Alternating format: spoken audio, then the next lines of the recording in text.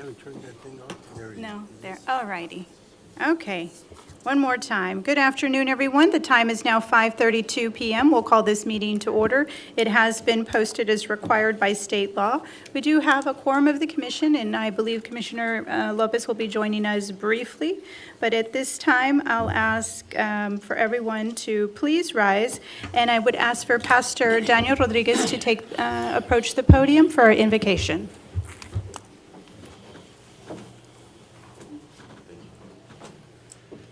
Heavenly Father, we thank you this afternoon for the privilege that we have to gather together here with our city leaders. Your word says to come boldly to the throne of grace that we may obtain mercy and find grace to help in time of need. And so, Lord, we call upon you for this time of need for our city and for each of the citizens that are here. And we thank you for all that will be done here. May it glorify your name in Jesus' name. Amen. Amen. Now the Pledge of Allegiance. I pledge allegiance to the flag of the United States of America and to the republic for which it stands, one nation, under God, indivisible, with liberty and justice for all.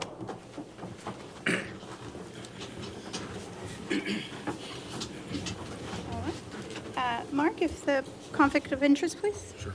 Under state law, a conflict of interest exists if a commission member or certain members of that person's family has a qualifying financial interest in an agenda item. Members with a conflict of interest cannot participate in the discussion nor vote on the agenda item. Are there any known conflicts of interest to disclose at this time? None. None. None. None. None. All right. Moving on over to announcements. I just want to take a brief moment and give thanks to our team here at the City of Harlingen, especially our Public Works team and our city management team, and I think our media team as well, for all working together to keep the community weather aware over the last few days. We were very fortunate, and give thanks obviously to God that we were not in the eye of any storm, and we got very little water here in our community, and everyone was safe. But I do want to thank the team for moving swiftly and going into the areas that we know are prone to flooding and getting prepared and providing information to our community in a timely manner. So thank you to all those involved. Gabe, do you have any announcements? Yes, Mayor, I do. Along those same lines, we gave out 8,454 sandbags over a 3-day period, which is not a whole lot. But we will continue to produce sandbags and have them in stock in case we get another threat down the line. I'd also would like to thank the Javier Segura from the Convention Center. He opened up the Convention Center as a possible shelter. Thankfully, we didn't need it, so Javier, thank you so much. And also, this weekend, the police department is having their CPA State Barbecue Championship at Bass Pro Shops. So all you barbecuers out there, you want to compete, it's June 19th and 20th. Friday, it'll be from 5 to 10, and Saturday, it'll start off at 8 and end at 4:30. And both days are going to have a band. That's all I have. All right. Commissioner? I'd like to wish all fathers out there this weekend happy Father's Day. That's all I have, so happy Father's Day. That's all I have for my announcements. Thank you. Commissioner? I want to thank all the Public Works crews. Thank you so much for what you guys did this past weekend, both for meeting with my constituents out in secluded acres, and then getting the pumps ready and getting us up and running and prepared for what could have possibly been a pretty bad thing.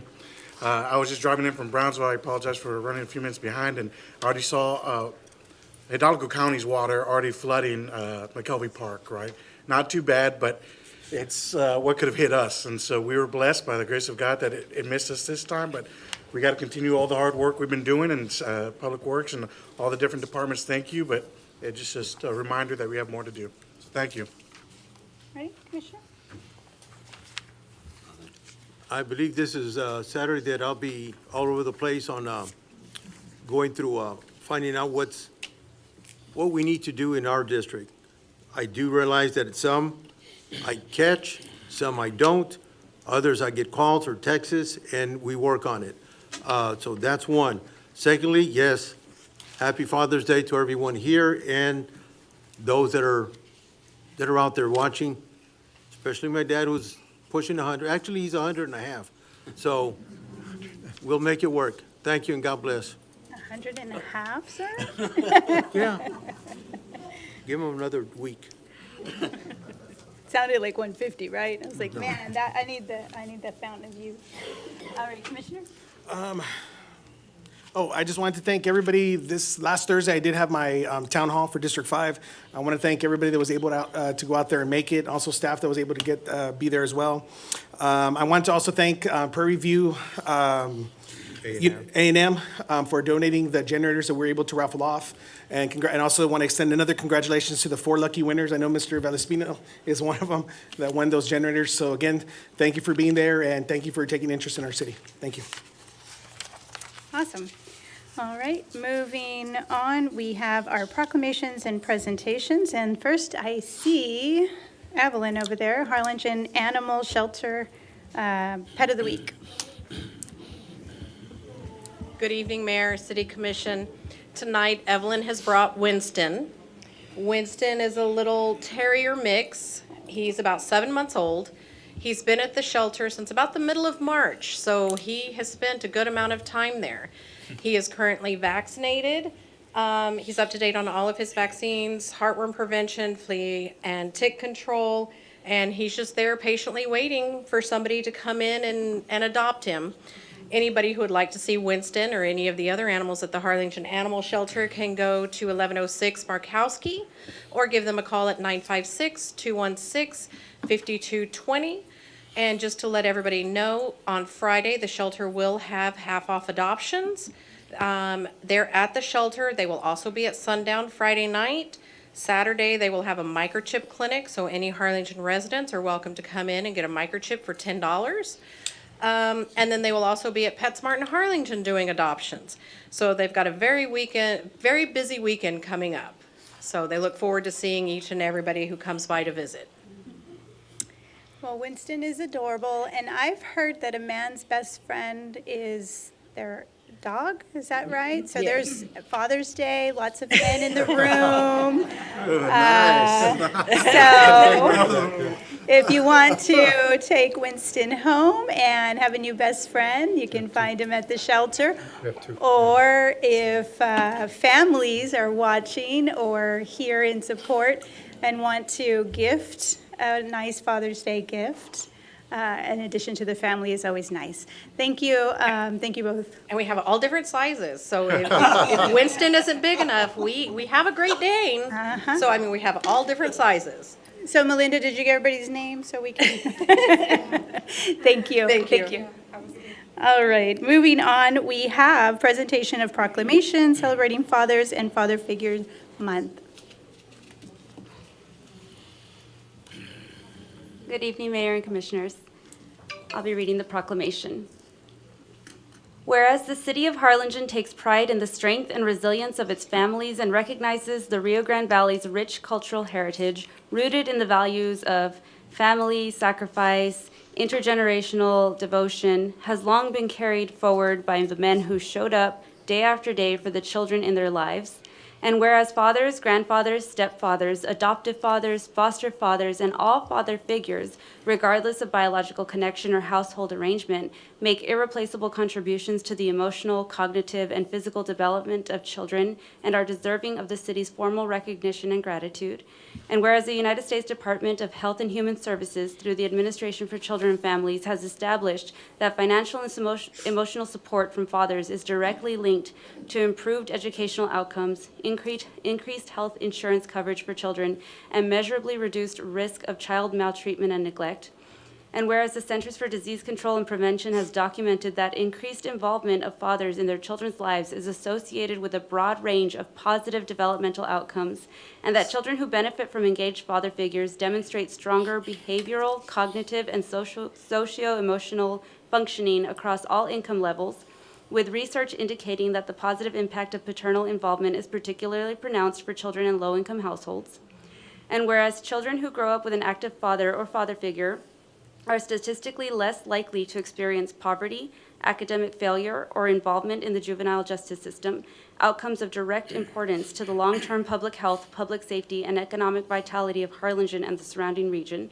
And whereas co-parenting, shared caregiving, and the full spectrum of paternal involvement, from reading to young children, to attending school events, to providing counsel during adolescence, constitute essential public goods that strengthen families, build community cohesion, and reduce the demand for social services across every sector of local government. And whereas the City of Harlingen affirms that responsible fatherhood and engaged father figure relationships are not defined by any single family structure, cultural tradition, or set of personal circumstances, but rather by the sustained, loving presence of a man committed to the well-being and future of a child. And whereas June, which encompasses Father's Day, presents a meaningful occasion for the city and its residents to pause, reflect, and publicly honor the fathers and father figures of Harlingen, men whose daily acts of guidance, provision, protection, and love help build the next generation of this community. Now, therefore, Norma Sepulveda, Mayor of the City of Harlingen, does hereby proclaim the month of June 2026 as Celebrating Fathers and Father Figures Month. Amen.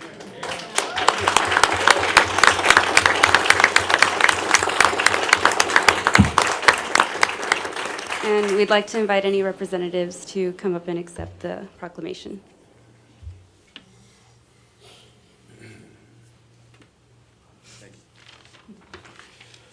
Good evening, Mayor and City Commission Board. Thank you so much for recognizing and celebrating June as Fathers and Father Figures Month for the City of Harlingen. It brings me so much joy that cities are now recognizing that father figures and fathers matter. And today we celebrate the vital role fathers play in the lives of our children, families, and our community. Because America is facing a fatherlessness crisis. Too many children are growing up without the guidance, support, and stability that engaged fathers provide.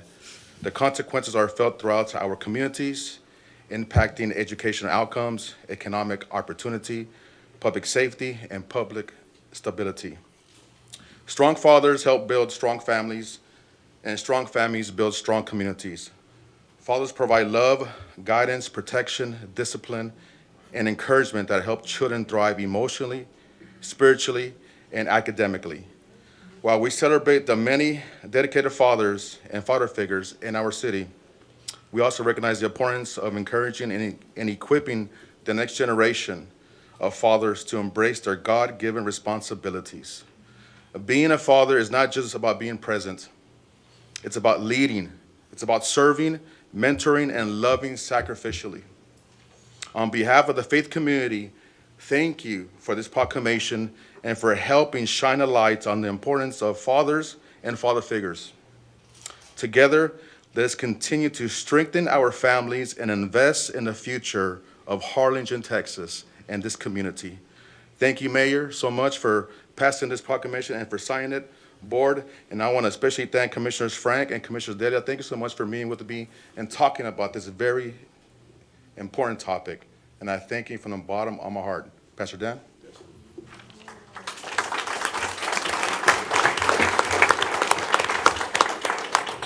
Thank you. And just in addition, in the sacred writings, the prophet Malachi in 4:6 said that we must understand that it is God's will to turn the hearts of the fathers to their children and the hearts of the children to their fathers. And I would like also to thank Mayor Sepulveda and the City Commission who've expressed support and highlight the vital role that fathers play in our community through responsible fatherhood. And together, the Christian community, the community of faith, and our civil servants can create a nurturing environment that benefit not only our families, but also our entire community.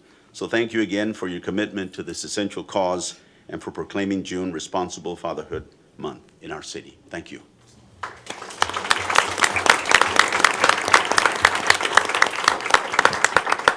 Thank you for allowing us to participate and to be able to honor all of the men that are in this room and those that are at home watching. We do recognize the value and the need for men in our community.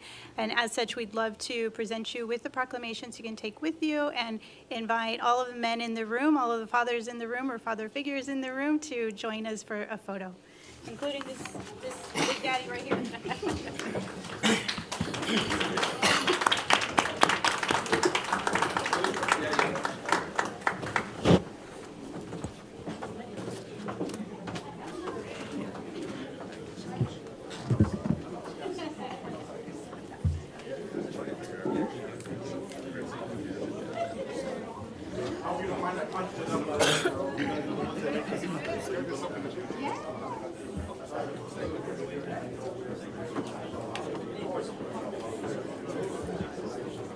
My three boys running to the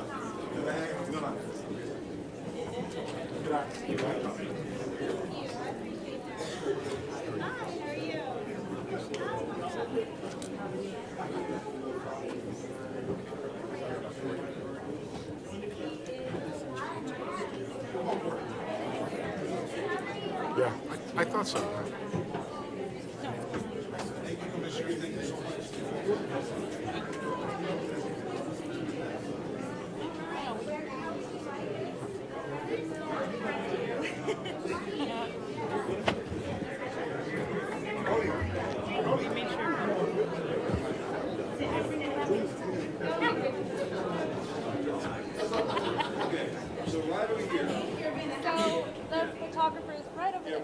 So if you can, try to find a window, because you can't see the camera can't see you. These guys find a window. Seconds there. All right. Okay. Are we good? All right, we're gonna go take a few. All right, ready? And 3, 2. 3, 2, 1. And we'll do one more. Ready? And 3, 2, 1. 1, 2, 3, 2.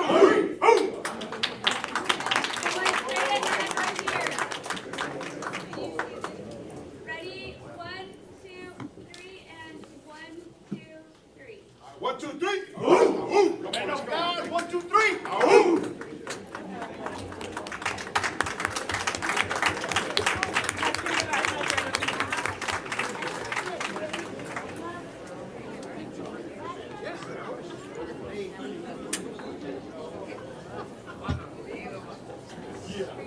Your daddy, what you doing? Your daddy?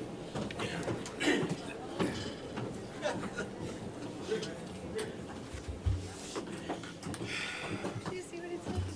Thanks so much. Just noticed it. All right. Which one did you go to? Oh, I will before we get into the business. Which one did you go to? Ed Gary. Same. They say the same thing to you? Yeah. All right. Now it is my pleasure to have the Mayor Business of the Month, a Harlingen staple, and everyone's going to get hungry, so my apologies. Before we invite the business owners up to the podium, we'd like to show a short video.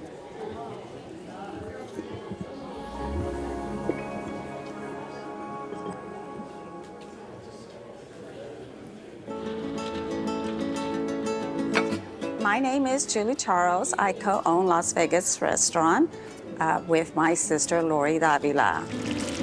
Las Vegas Cafe is a Tex-Mex restaurant that has been open since 1964, when our parents Julio and Eloina Charles started and opened their doors. Growing up, Las Vegas has always been part of our family. My son, he is now the manager, and he's learning the operations of the restaurant. My grandma, Eloina Charles, found this restaurant because she loved cooking. She loved cooking, she loved feeding people. Every time you go to her house, she's always offering food. And she took that skill to here in Harlingen and founded Las Vegas. And next thing you know, we're feeding all of the valley. We serve what we are known for is our enchilada plates, beef, chicken, and cheese. So we also serve carne asada, It's very good. We also serve family packs of enchiladas for big families and sizzling fajita plates. It's all really fantastic. My vision for the restaurant is eventually to expand. Since I'm third generation, I would like to give this hospitality and food quality to all of Texas. Oh, you can find Las Vegas Cafe at right here in Harlingen at 1101 West Harrison, right off of Tyler and Harrison. We would also like to say that we are very grateful to the Harlingen community for supporting us for more than 60 years. We are very blessed, and thank you.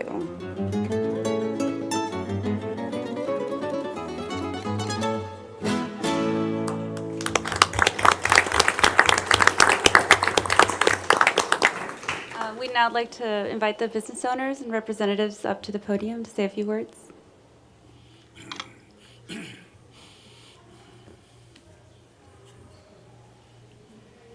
Well, I'd like to say thank you to the mayor. Am I too short? You're perfect. You're perfect. Perfectly sized. Anyway, my sister Julie couldn't make it, but her son Anthony is right here, and we're very appreciative of this award. We've been in business for 62 years. I tell everyone, because I'm 62, I was born behind that counter. And in fact, looking back here, I see a lot of familiar faces, and we're so thankful for the city of Harlingen and the citizens, because we wouldn't be where we're at without your business. So thank you.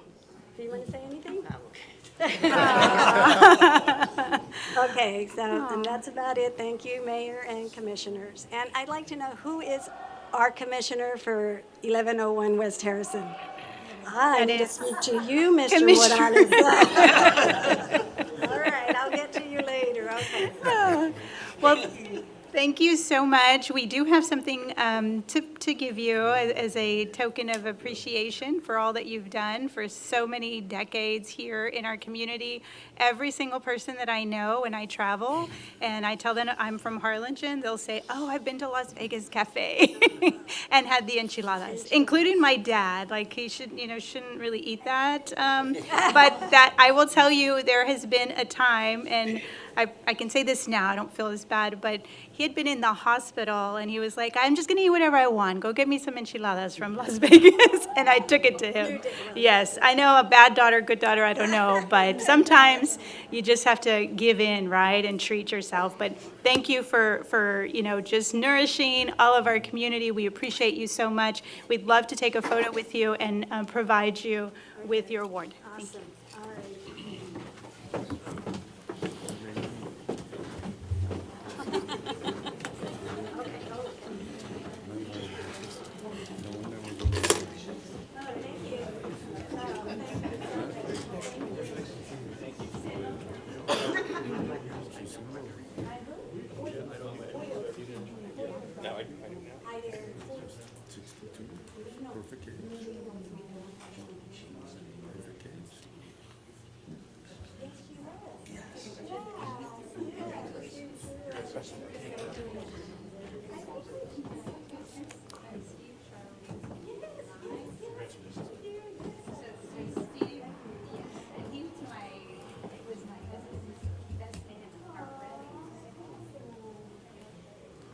Okay, everyone get together? Okay, perfect. Okay, look over here. Ready, and 3, 2, 1. 3, 2, 1. You get one more wipe. And 3, 2, and 1. Got it. Thank you.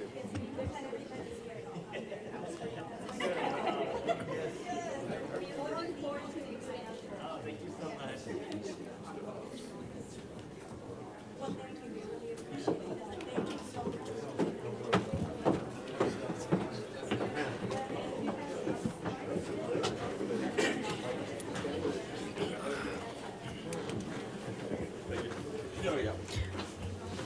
All righty. That was great. And just for the record, Commissioner Lopez, any conflicts of interest? No, ma'am. All righty. Moving on to citizen communication. And this time, I know that there are a few of you that signed up for both citizen communication and public hearing, so we'll take them one at a time. And start with Robert Leftwich. It's not here? Okay. It just says Rob, but that's, okay. Luis Valdespino. Congratulations on your prize. Thank you. Thanks for the generator. I was able to give it to my father-in-law, actually, so, thanks. So Luis Valdespino, 420 East Austin Avenue. Good evening, Commissioners and Mayor.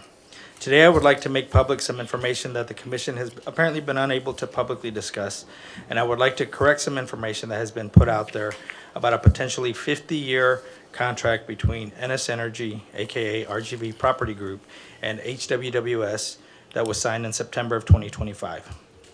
While the agreement is for effluent water as its primary source, it also states that Harlingen Waterworks will sell up to 4.6 million gallons of potable water per day as a backup plan. Let me say that again, 4.6 million gallons per day of potable water. That should not be in any agreement. If the data setter determines that the effluent water does not meet needed standards, HWWS will be required to provide potable water at in-city rates. HWWS has agreed to assist the data center in acquiring land needed to construct it. On request of Enos Energy, the HWWS interim GM sent a letter to AEP supporting this project, greatly exaggerating the employment numbers that Enos provided. According to an HWWS memorandum, this 1,800-acre project might employ 1,500 construction workers to build the facility and 150 permanent employees. That is potentially no more than one permanent employee per every 12 acres. This contract limits HWWS's rights to sell effluent water to other businesses that may want to develop in or around Harlingen. And according to a July 2025 email between an HWWS director and the interim GM, multiple parties have expressed interest in the effluent water. These other businesses may be smaller, but better for Harlingen. Additionally, in the agreement, HWWS claims that the City Commission has previously approved the water rates. However, Ennis was offered in-city rates when it's clear that the land is out of Harlingen. HWWS needs to be corrected, and the City Commission needs to exercise its overruling right with regard to this agreement. This agreement may also be terminated, therefore, under Clause 9.2.24, false representation. Finally, for the public's information, Ennis Energy had inquired as to whether this agreement could be kept out of the public arena, which it was until after it was signed and copies were requested by the public. Thank you. Thank you, Mr. Valdespino. Enzo Rocca?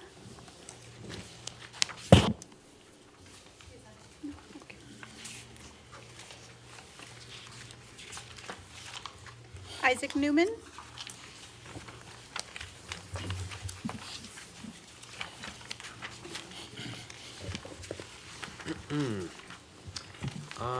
Yeah, at this point, there's not too much information for me to bring up that isn't really known already. I think the gentleman before me brought up some really great points looking into the contracts between Enos Energy.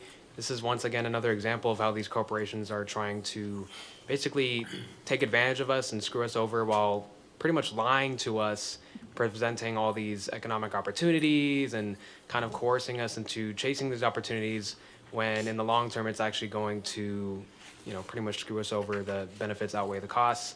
I think Cameron County is going through that right now with Saronic Technologies and their AI warships, but I'm not going to get into that right now. There's other issues that I want to bring up regarding the environmental impact study, but I'm going to bring that up during the public hearing. But I do want to talk about how Mike Mesmar told us last time to take it to the county. And speaking on behalf of me and my organization, the For the People Alliance, FTPA, we do speak to elected officials in cities and counties all over the valley and even state reps on this issue.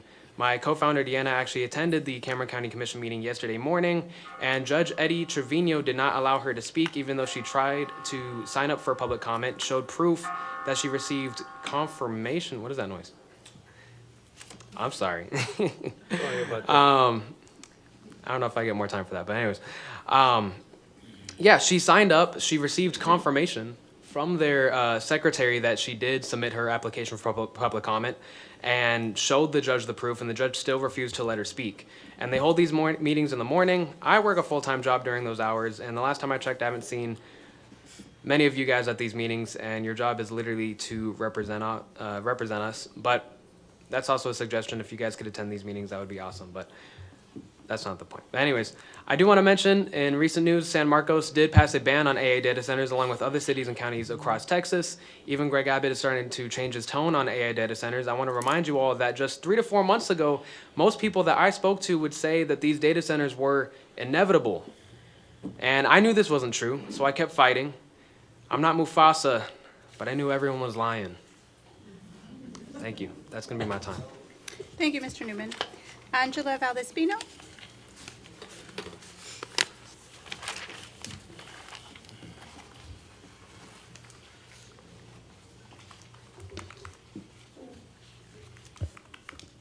Angela Valdespino, District 3. First, I just wanted to thank the Harlingen Public Works Department for paving Austin Street. I know you wonder why am I always up here talking about the proposed data center east of our airport. And to be honest, it's because the City Commission doesn't talk about it during the City Commission meetings in front of the public. Couldn't this commission have an open dialogue about this topic under the section Reports and Other Discussion Items? The description of this section specifically states, items in this section are not expected to require action by the City Commission and are generally for information only. Do you not want to share what you have learned, what you have read, where you have visited with each other and with the public? And I stress with the public. So I decided to tell you what I have learned and what I have read so far regarding data centers in these meetings in hopes that this information can help you arrive at a more educated conclusion. And there is new information being published every day. I have heard one commissioner say we are the policymakers, but your job is not just to show up and vote. Someone cannot cast a vote in good faith on a topic they know nothing about. Don't expect staff to give you all of the information either. Once again, each voting member should be doing their own research. Our city depends on you doing independent research, and then discussing your findings together in public. I requested the Waterworks agreement that was signed in September 25 between them and the RGV Property Group. If you haven't read it, you should. I was shocked to learn that this contract states Waterworks will provide Harlingen drinking water in the event that effluent water is not available. Who in their right mind thinks a contract like this is a win for the city? Who is leading the Waterworks Department? The Waterworks Board voted 6-0 in favor of this agreement. In my opinion, the entire board needs to be replaced. Have you ever heard of Murphy's Law? In general, it states anything that can go wrong will go wrong. Are the members of this commission willing to be remembered for this? I have heard one commissioner say they don't care about the data center because it's outside of the city limits. Do you care now? Also, did you know that the city of Premier is looking to build its own water treatment plant? It was listed on the county's agenda yesterday. It sounds like the leadership at the Waterworks needs to be re-examined and replaced. Thank you. Thank you, Ms. Valdespino. Moving on to the approval of minutes. We have item 6A. We've got a few. Special joint meeting of the Harlingen City Commission and Harlingen Waterworks, January 21st, 2026. We have B, regular meeting of February 18, 2026. C, regular meeting of March 4th, 2026. And D, regular meeting of March 18, 2026. Are there any amendments to any of these meetings? Yeah, I sent the city secretary some amendments on 6C. 6C, I believe you've received them? Yes, sir. You already made the change. Can you Thank you so much. just briefly? Just spelling, and then they used a template. The template had a little error, and so they fixed it right away. Okay, So- just for the public. All right, then can I Motion to entertain a approve. motion to approve, subject to the changes for the, which meeting? Commissioner? 6C, so regular 6C. meeting of March 4th, 2026. Is that your motion? Yes. Commissioner Bettis? Motion to approve, subject to Second. amendments. Okay, second by Lopez. All those in favor signify by saying aye. Aye. Opposed? Motion carries unanimously. Item 7, consent agenda. We have items 7A through H. Are there anything that needs to be pulled from the commission? T? D like dog? Yes, ma'am. Okay, anything else? Having heard nothing else, is there a motion to approve all items on the consent agenda minus D? Motion to approve everything except for D. Second? Second by Lopez. All those in favor signify by saying aye. Aye. Aye. Opposed? Motion carries unanimously. Item D, 7D, consideration and possible action to authorize the police chief Alfredo Alvear to utilize $86,759.92 from the federal justice forfeiture funds for the purchase of Lexipol policy software for a 12-month term. Commissioner Lopez. Chief, I see you in the back. You could pop up here, please.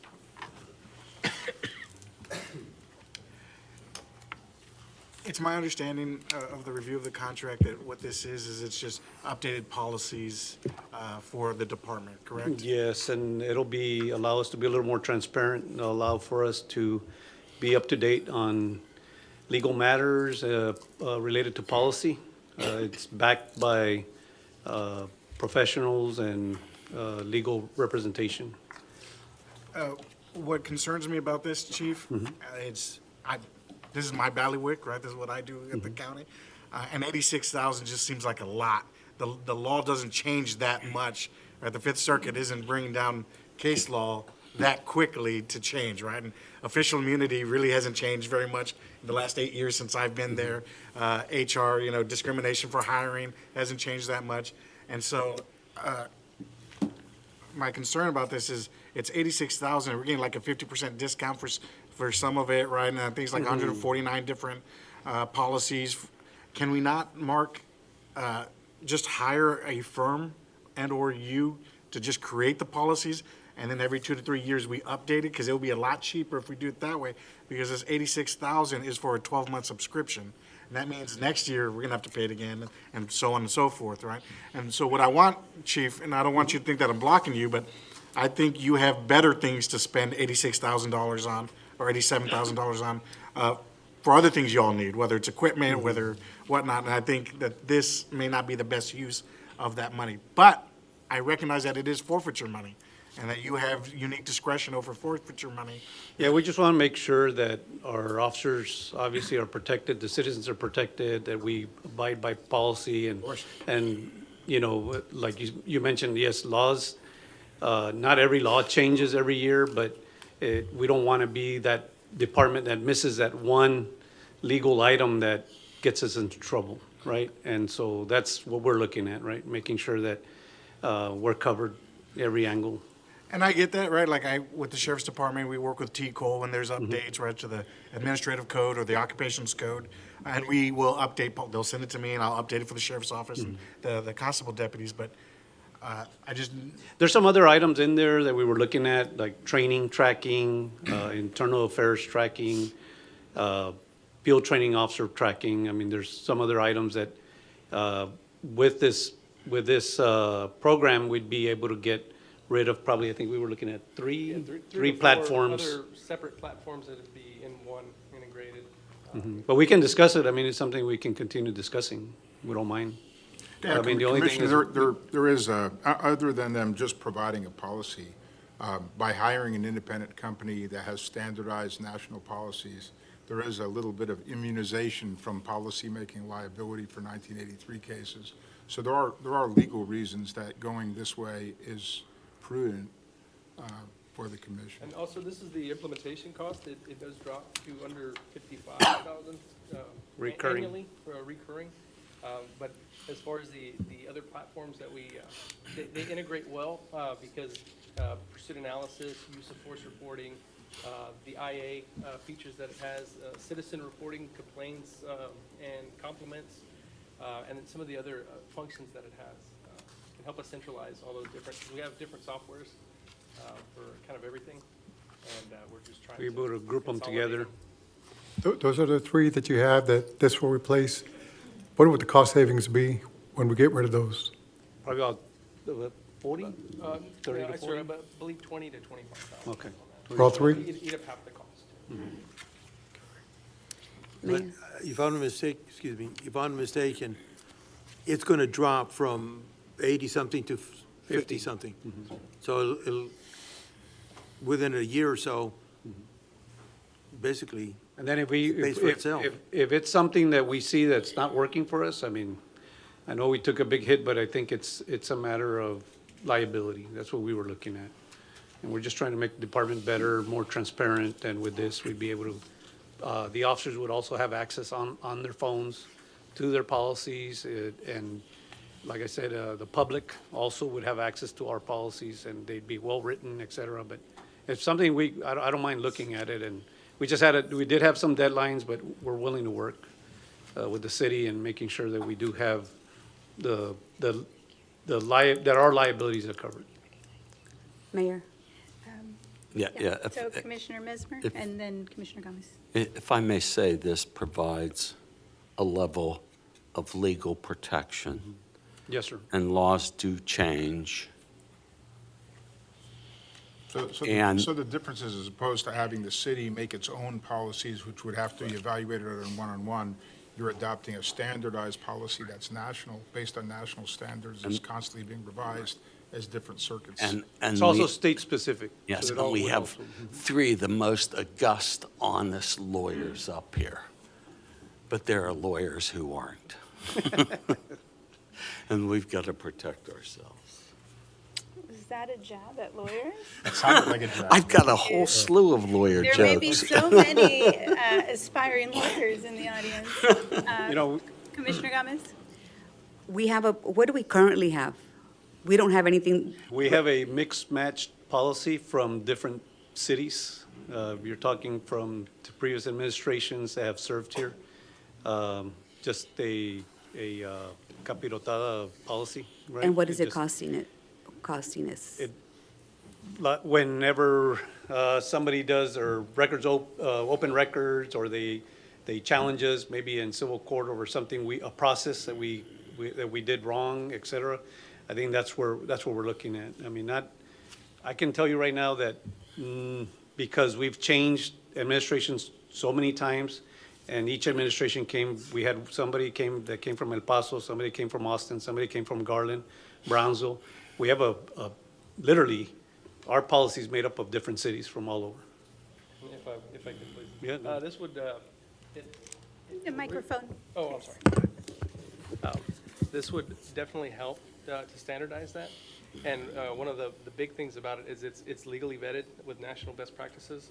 And each year, any legislative, state, or federal updates, those get pushed out to the agencies who have Lexipol, and those get updated, and they get officer acknowledged, and those trainings go through, documented, and it really helps out on that aspect of it.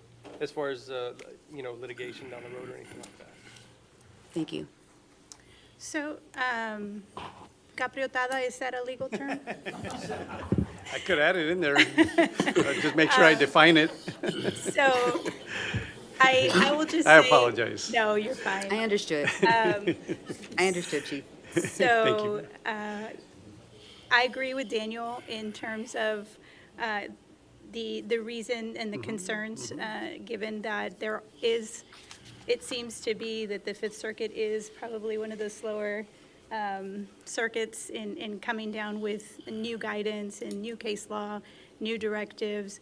However, I do think that, I believe that the commission unanimously approved Gabe's recommendation for Chief Alviad to lead the department. And I know you've been working really, really hard to try to streamline things. I think that that's important. And so, although I do think it's a large amount, but given that the funds are coming from forfeiture, I would like for us to leave that discretion to the chief to see, utilize it how he sees fit. However, we will want some updates on how things are going. At least that's for me.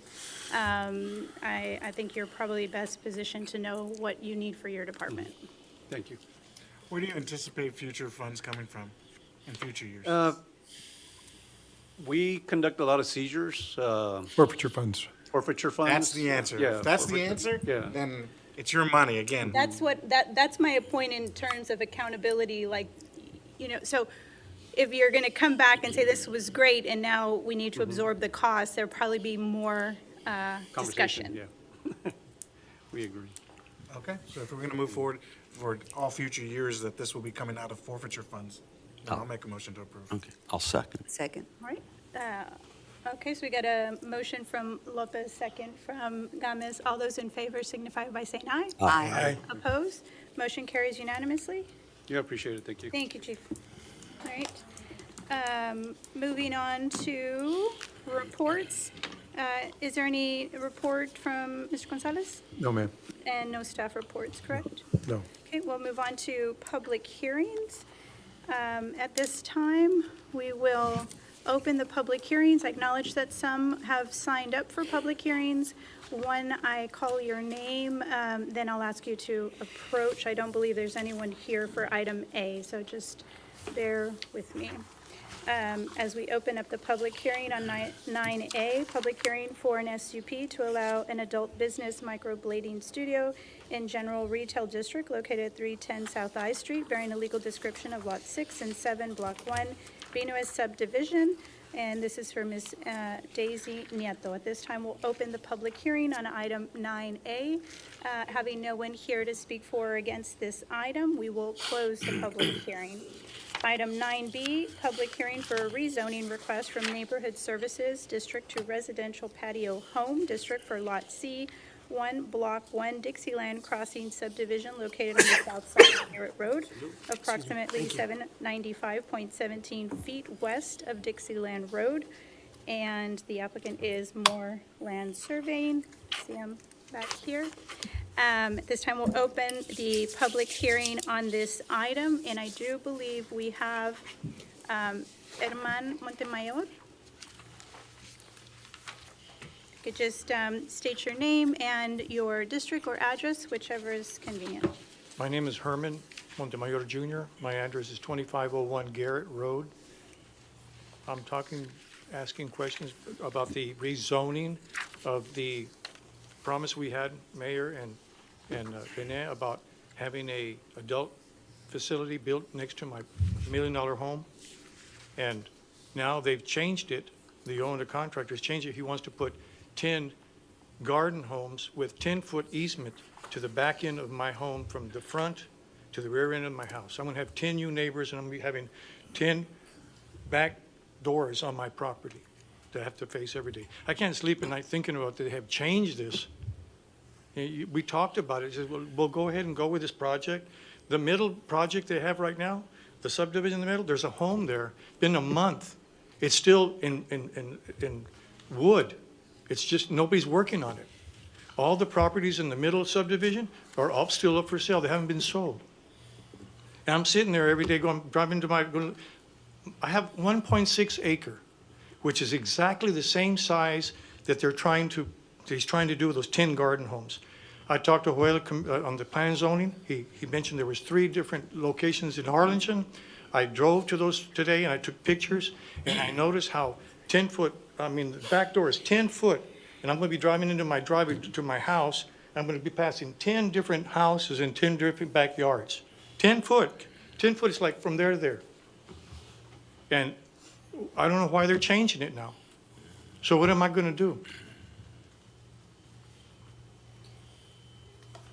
Thank you, Mr. Montemayor. I don't know, this is a public hearing, if anyone wanted to respond. Okay. Yeah, we're going to get to that, yeah. Thank you, Mr. Montemayor. Thank you for taking the time to be here. Okay. I know we had the developer here. I We don't know if you do, want- do you want to take it up in the ordinance? Yeah, Okay. on the next one. And then I have Mr. Luis Valdespino. You did sign up for 2, Mr. Valdespino, so I'm told you'll do 2 minutes here? Okay. All right, Luis Valdespino, District 3. That's a good evening again. The comprehensive plan calls for diverse housing development. That includes affordable housing, which my understanding is that the developer intends this housing to be. However, the plan also calls for resilient and adaptive land use planning, supporting developments that incorporate disaster resilience strategies. So my understanding for this group of homes is that as patio homes on small lots, almost all of the lots will be covered in concrete, which means almost no permeable land on the properties. My question is, what is in place to ensure this development does not contribute to the drainage and flooding issues that we face? While I understand the need for some smaller homes and properties in Harlingen, I hope that we are being strategic and ensuring that we are not contributing to our drainage issues without necessary planning. Thank you. Thank you, Mr. Valdespino. And I believe that's all we have on 9B. At this time, having heard from everyone that signed up, we will close the public hearing on 9B. Move on to 9C, public hearing imposing a temporary moratorium on the acceptance, processing, and approval of applications for high-intensity data processing facilities with the City of Harlingen and its extraterritorial jurisdiction. This time we'll open the public hearing on item 9C. And one second. Okay. Well, Mr. Valdespino, you're up. And you have 3 minutes on this item. All right, thank you. Luis Valdespino, District 3.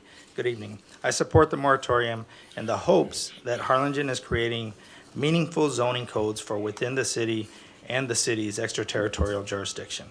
I implore the city and commission to ensure our resources and city is protected according to citizen requests. The question, since according to the city's codes, the City of Harlingen has the sole option of agreeing to extend city wastewater system services to entities outside the city limits, but within the city's ETG. Does that mean that the City of Harlingen Commission has the authority to deny these services to a proposed data center? On that note, Chapter 48 of the city ordinances says that any of the decisions or actions by the Director of Utilities or Utility Department shall be subject to prior review and approval by the City Commission, as it may specify from time to time, and/or subject to after-the-fact review, change, and overruling or amendment by the City Commission from time to time. I would therefore, in addition to the moratorium, ask that this City Commission exercise this authority on the contract previously signed by HWWS for a data center. Thank you. Thank you. We have Mr. Isaac Newman.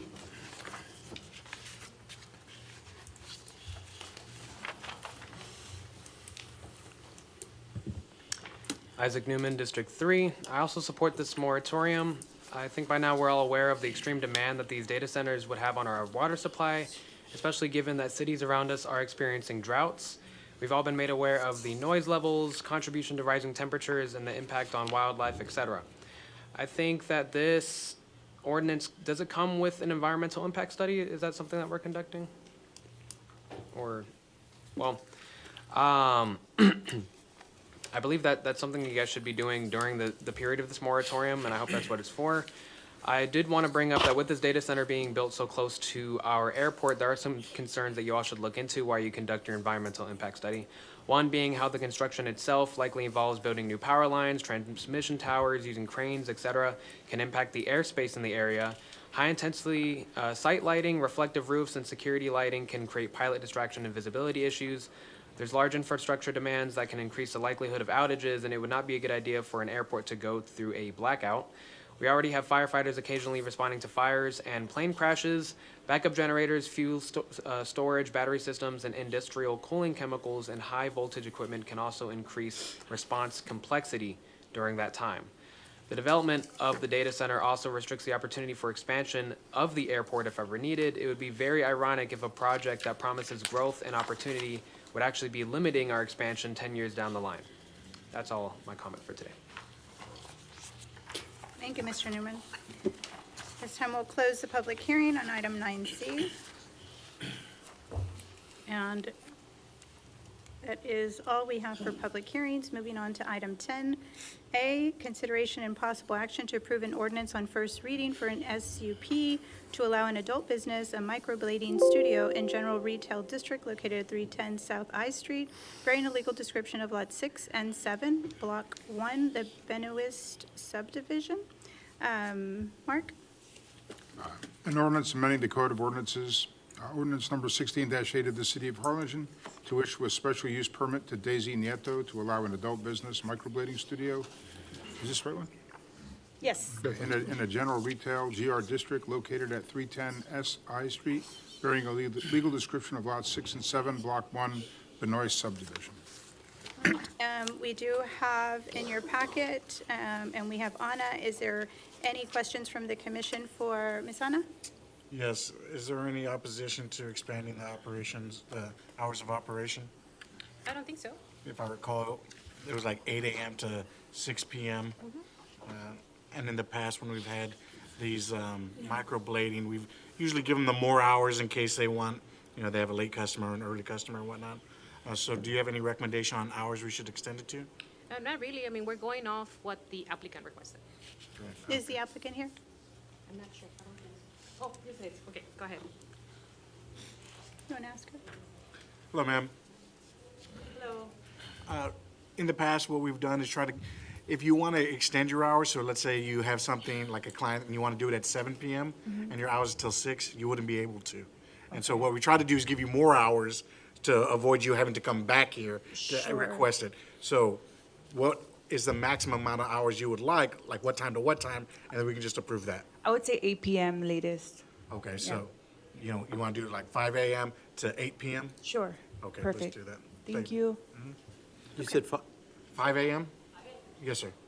Hey, well, maybe some girls want to look nice at 5 in the morning. That's what I'm thinking, like, you have weddings, right? And so you have like the wedding party, they all go to the same spot, you want to, Ms. Nieto, people are watching right now, and they're like, she will open her doors for me early. I want to go there. I want my brows to look amazing. All right, so is there any other questions for Anna? If not, Daniel, do you have a motion? I make a motion to approve, subject to the recommendations made by staff, and then to alter the hours so that they will be open, or Ms. Nieto can be open from 5 a.m. to 8 p.m. Second. Second by Ms. Gomez. All those in favor signify by saying aye. Aye. Opposed? Motion carries unanimously. Thank you. Item 10B, consideration and possible action to approve an ordinance on first reading for a rezoning request from Neighborhood Services District to Residential Patio Home District for Lot C1, Block 1, Dixieland Crossing subdivision located on the south side of Garrett Road, approximately 795.17 feet west of Dixieland Road. Mark? An ordinance amending the Code of Ordinances of the City of Harlingen, rezoning from Neighborhood Services NS District to Residential Patio Home RPH District for a Lot C1, Block 1, Dixieland Crossing subdivision located on the south side of Garrett Road, approximately 795.17 feet west of Dixieland Road. Dustin, if you can, sorry, Anna. That's fine. It's just so we can be efficient. Everyone's got their packet, but I believe Commissioner Mesner has a question for Mr. Moore. Yes? Correct? Yes. Yes. So in theory, what will be the size of these lots? So How they many would be square feet? a shade over 4,000. They'd be 40 by about 101. And so the standard for just a regular single-family residential would be 60 by 100. Right. And so, correct. So if you've been to the same developers, Harlingen Terrace, those townhomes, that house, if you broke it out, would fit on these lots. So it'd be a 3-2, it wouldn't be a small house. And I mean, I know affordable housing kind of gets thrown out, but just, having a smaller lot is less land. So I mean, affordable is not necessarily low income or, subsidized income. It's just something that's not a half-acre lot with a $500,000 house on it. And the easiest way to do that sometimes is less land that it sits on. And not for you, thank you, you've answered my questions. But this is why I voted against that property on Morris Road, because these were smaller than what we approve of lots. And so I will vote against this one more time. Going back. This concept. Just wanted to clarify, so that wouldn't technically be a comparable example because our zoning ordinance allows for this type of zoning to go as low to 4,000 square feet. So we're not necessarily doing a variance, we're actually following our zoning ordinance. Correct. And these, Anna, are patio homes and not the single-family homes Correct. from the other? Although the intent is to actually build I guess it's almost like a single-family home within, it's not going to be sharing walls with. Kind of like the ones in the country club, right? Yes, correct. The patio homes in the old country club estates? Yes. Those. Commissioner? No, you answered my question, because the Harlingen Terrace, that was a perfect example for me to kind of visualize this. Yeah. Which is there by Platillos, right? That's the one we're talking about? No, but directly behind Golden Corral. The new subdivision Off of that's M coming Street? up on Oh, M Street. okay. Yeah, so it's a gated one behind Golden Corral. I think they've got maybe 6 units going up already. And so those are townhomes, but if you broke out each unit from that townhome and put it on its own lot, they would fit on these lots. And so, but yes, I mean, they're single family and you will own your house and you will own the land around it. It's not a condo, it's not a townhome. You got 10-foot side separation between buildings. All of that would be followed, so. Is this also going to be gated? No, this one is not.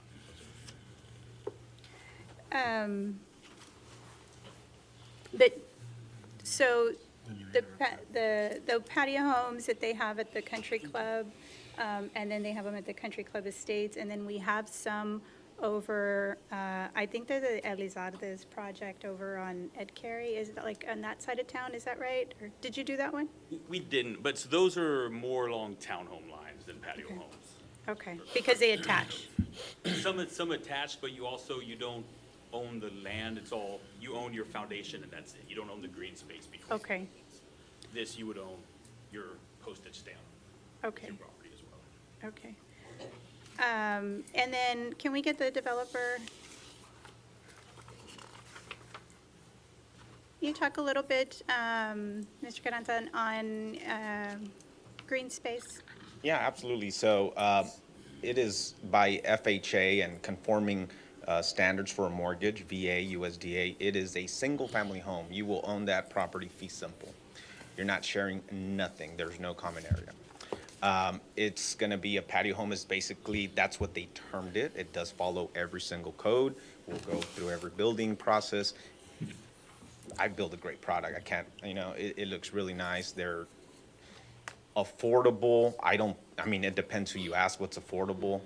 For context, I have something called Landslide, and the property next to me owned by Mr. Herman is assessed with the county at $282. If you ask different people, they would say that's affordable. If you ask someone else, they would say that's expensive, right? The properties that are in Harlingen Terrace, they're $269 for 1,200 square foot. This is a 4,500 square foot that we're comparing. So we're probably going to be around 240. That's entry level today. If the commission knows their districts and their precincts as they do, what does entry level home start right now? And how big is it? Right? It's expensive. It's crazy. It's crazy. Rene knows this. He's doing a great job in his district, and I want to continue adding to that district and beautify it. I had a question, because I know Mr. Montemayor is worried about, like, he's gonna be driving in, he's gonna be seeing back doors. I'm assuming you're gonna have like a privacy fence, or they're gonna be a fence in the backyard? Yeah. So this is not something he's gonna be seeing when he drives into his property? No. I have a question. Commissioner? Why did we change, and I know that Mr. Montemayor mentioned this, we changed from commercial to residential. What happened? So there was a contract in place actually for a family home, but it fell through. And with that, I want to pivot back to the single-family home. You know how many retiree residences you have in Harlingen? Most of the people that go to Harlingen Terrace are retirees. Correct. And it's over their budget, $269. It's too much. So, Mr. Mesmar, what's affordable for you? I'll sell you my house for $240. Perfect. We're on the same page, right? And that's because it's older. This is entry level. Let's understand the housing affordability crisis. We see this on the news. Let's not play ourselves, right? This is real problems today. So go to the, to the commission, just to kind of piggyback off of Commissioner's question. It was, and kind of looping in what Anna mentioned, this does not, we're not asking for any kind of variance or No. anything. This complies. It just was, you were going to do neighborhood services, which would have been, potential dry cleaners and No. small boutiques. So we're already things having like that in the corner. This one was gonna be specifically it was under contract for a family home. So you could have both, Yes. right? And so because you're not going, you're not going to do that with this specific True, yes. land? So just so people understand that if you had not gotten the zoning back then you would have been able, you wouldn't need to be here That is before us correct. at this point. And the agreement that we had was no multifamily, and we are not considering multifamily at all. That was the agreement that we had, okay? 100%, it's on the plat note. Right, so what I'm, basically, to Anna's point, that had you not, whatever, that's y'all's, however that fell through, had you not done that, then you wouldn't be here before us asking for that authorization. 'Cause Correct. it complies. But can you talk a little bit about the green space that each unit will have? Will they have a yard or? Of course, absolutely. So, all of our homes have yards. 4,000 square foot is still big enough. And you got these millennials, they don't want, or elderly people, they don't want to cut their yard. They want a small yard. That's what they want. We got to give people an option. They can't afford houses right now. I mean, it's true. I'm not making it up. And I own a mortgage company, so. And so with that, like I said, the depth is the same as if it was a 6,000 square foot lot. So all you're doing is shaving width off the house. So percentage-wise, it'd be the same percentage of impervious cover as if it were a regular house. Because the back setback, the side setback, and the front, all of that's the same. It's just narrower. And so you'd still have the same amount of yard on these lots in the back as you would on, Just proportionate, right? It would just be narrower, but just as deep. So your house would still sit, closer than 10 feet to the back fence, but more than likely it's gonna be 20 feet off the back fence. So did both of you follow the ledge this last session where they were talking about the shortages of homes throughout the state of Texas? And I know that, I think they already moved, our population doesn't get there yet, but the state is moving towards having these smaller lots and having these types of smaller homes because of the inability, and to your point, that entry-level home that, I think when people were looking for homes 20 years ago. 80, 60, it was- 70,000. Yeah, and now, so it looks like this next session, we may have to follow the state's law and reevaluate what we have here, which I think is, ours is a little larger than other cities in the county. Is that right? So y'all's is 6, most people's 5. I think Right. Brownsville is the only city in the valley that applied to. And it basically Because of the says- population? Right, I think it was over 300,000. It basically said that the state law is a city can't restrict it and make you do over 3,500 square feet per lot. So this is even above that. So that's, like I said, that's statewide already. State if you're level. over 300,000. Right. So I just see that, as much as we, the future's coming, and I think that there was a lot of conversation about this last session, and although it doesn't impact Harlingen today, I have a question for Anna. And is there any other questions for Mr. Gunn? Okay. Thank you. Thank you. So one of the things that we talked about in our comprehensive plan is that moving forward, we would like for staff to present to us whether this presentation and this development, if it aligns with our comprehensive plan. And I think since we put in a lot of effort and had that community engagement, if it aligns, then we should be moving forward with those types of projects. So in your opinion, is this something that aligns with our comprehensive plan? Yes, absolutely. This is considered low-density residential, and that's actually the recommended use according to our FLUM. Okay. All right, is there any questions for Anna? Nope, okay. Thank you. All right, I'll entertain a motion. Motion to approve. Motion approved by Bettis, is there a second? Second. Second by Morales. All those in favor signify by saying aye. Aye. Opposed? Opposed. Motion carries. Item 10C, consideration and possible action to approve an ordinance on second and final reading imposing a temporary moratorium on the acceptance, processing, and approval of applications for the high-intensity data processing facilities within the city of Harlingen and its extraterritorial jurisdiction, the ETJ. Mark? An ordinance of the City Commission of the City of Harlingen, Texas, establishing a temporary moratorium on the acceptance, processing, or approval of applications for high-intensity data processing facilities, providing legislative findings regarding public necessity, infrastructure capacity, water supply, electric demand, and land use compatibility, providing for a limited duration, providing for severability, and establishing an effective date. So Gabe, we heard a lot of input today regarding the moratorium. Could you get a copy of the contract from Harlingen Waterworks and make sure that it gets distributed to the entire commission for their review? Yes, I'll do that. And then if we can get an opinion from Mark, that would be great. Yes, ma'am. Is there any other questions, comments? If you can, Mark, if you can also get us the San Marcos ordinance. Oh, that'd be great. I saw that they did a ban. Yes. It was just like 2-3 hours ago. I looked It was a up. ban? Straight up ban. Yes.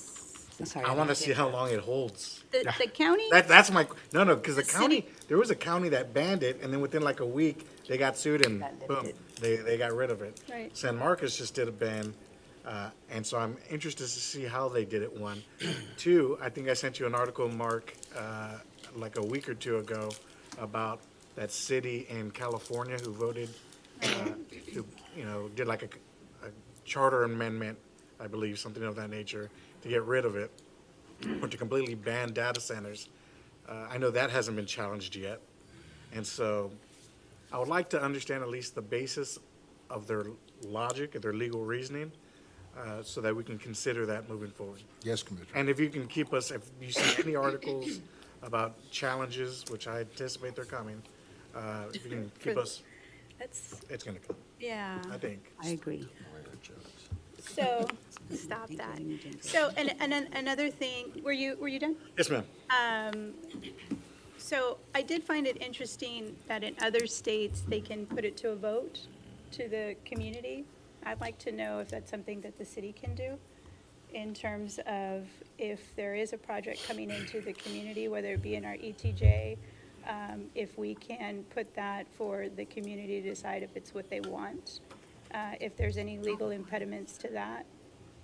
I was excited. Okay, we'll do All that. right. Any other comments? No? Okay. I'll entertain, we need a motion to approve on this. Motion to approve. Second. All those in favor, motion by Bettis, second by Gomez. All those in favor signify by saying aye. Aye. Opposed? Motion carries unanimously. Item, Mayor? Yes, sir. I forgot something in my announcements. Yes, sir. Could I just go to that real quick? Yes. I would like to introduce Juan Mendiola, our new Oh, Parks Director. welcome to Harlingen. Good evening, Mayor and Commission. Juan Mendiola, Director of Parks and Recreation. First and foremost, I want to say thank you to Mr. Gonzalez for the confidence and the opportunity, and to the city leadership team, and also to the Mayor and Commission for their continued support for Parks and Recreation and everything that we do, and to our wonderful staff. Thank you. Thank you, Juan. Thank you. Thank you. I would also like to introduce our new Public Works Director, Ruth Trevino.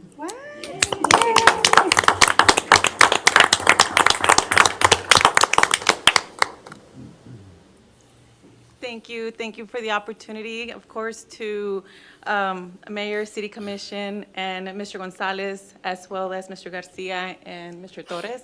I am truly humbled to be given the opportunity, and I'm excited. I'm excited to continue running with what we have going on right now.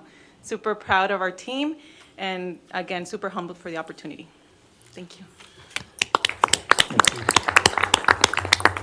I really liked the video you did recently with Calista about the pumps and all that. I'd ask that you continue those, to continue showing the residents everything we're doing in all the different districts for our drainage projects, our street projects, and all that. So thank you. Thank you. Thank you, Ruth. Absolutely. I told Rachel that exact thing today. It was fantastic. Like, do more of those. So to both of you, you both have been kind of in the interim position already and have been doing such a great job. I know you're going to continue to be successful. I know you're going to lead your teams forward in making sure that all the projects that this commission has prioritized comes to fruition. So thank you both. Thank you, Mayor. Anyone else? For making, well, all of you know about Chris. He's, Oh, yes. yeah. But thank you for letting me make those announcements, Mayor. Yes, and for those that don't know, Christopher Torres is our Assistant City Manager. He came on board. He was an interim for quite some time and now is we've stripped you of the interim title and now you have to really stay with us, so. Thank you. All right, any other announcements? No, ma'am. No? Okay, great. Moving on to D, consideration and possible action authorizing the city manager to submit a grant application to the Texas Parks and Wildlife Local Parks Non-Urban Indoor Grant Program. Ana? Good evening, City Commission, Ana Hernandez, Planning and Development Director and Special Projects Director. For the record, I never introduced myself, so sorry about that. And so I'm waiting for the presentation, also making time. All right. So I just put together some quick slides. It won't take too long. We actually had a very productive meeting with Texas Parks and Wildlife. We had some of the commissioners and the mayor attend the meeting as well. That was last week. And so we actually discussed two projects in particular. And so I want to say upfront that both projects actually were ranked equally as competitive based on the feedback that we got from Texas Parks and Wildlife. And so the first project that we discussed was the Wilson Sports and Recreation Center. And so this will be a facility that will be a smaller scale rec center, between 8,000 and 12,000 square feet. It would include amenities such as an indoor walking track, fitness area, multi-purpose exercise rooms, community room if possible, some concessions, family restrooms, and some storage and support space. And so, again, these are all just hypotheticals at this point, but we feel confident that we could probably make the budget work. Again, we have $3 million in total. This is a matching grant, so it's 1.5 and 1.5. And then this is just some ideas for the, the multi-purpose room, the studio, the fitness studio, gym. And so again, some of the benefits from this project, based on the discussion that we had. So obviously, we will provide some indoor walking opportunities during extreme heat and inclement weather at this facility. We will provide indoor fitness opportunities for adults and seniors, which is, it's basically like an age group that we don't cater at that particular location. The park is mostly focused on seasonal events, and it's more for youth. And so we don't have any other amenities for other groups, such as seniors. And also, and again, so it will allow us to serve residents year-round rather than just during organized sports sessions. And then the second project that we discussed was the Pendleton Pool renovation. And so for this project, we were recommending some major ones. So some are necessary to ensure that we extend or expand the life cycle of the facility. So that will be, changing your roof, making some structural changes, and making some renovations or repairs to the building envelope. And then also make sure that we take care of our pool as well by, modernizing filtration and chemical systems, and also modernize other amenities within the facility, such as locker rooms and restrooms, the pool itself, and also add wellness and community spaces. And so those are just some of the examples. One of the main features that we were hoping that maybe we can introduce at this facility will be the therapy pool, which uses warm water, and that will be, geared for seniors and veterans and people that have some sort of, I don't want to say disability, but maybe, that will benefit them for therapy. And then again, some pictures, just don't commit to, we're not committed to them, just to show you. Does that say Cardinals? It Go does- back. it does not. And then, Guardians. I know, I'm just messing It's a with Commissioner Pitts. and then one thing we were thinking about is like, how do we complement, the existing rec center that's gonna go at this facility? So we were thinking of maybe adding some sort of like covered walkway to connect both facilities, things like that. And I think we even discussed expanding the pool itself, but that's really expensive. So again, if possible, if we can make it work, that will be something that we can consider. And so, and again, so we will basically like convert this facility in just being a pool for laps into a more modern aquatic and wellness center. That will be sort of the feature. And so again, so these are the two projects that we have in mind that we discussed. They're equally competitive.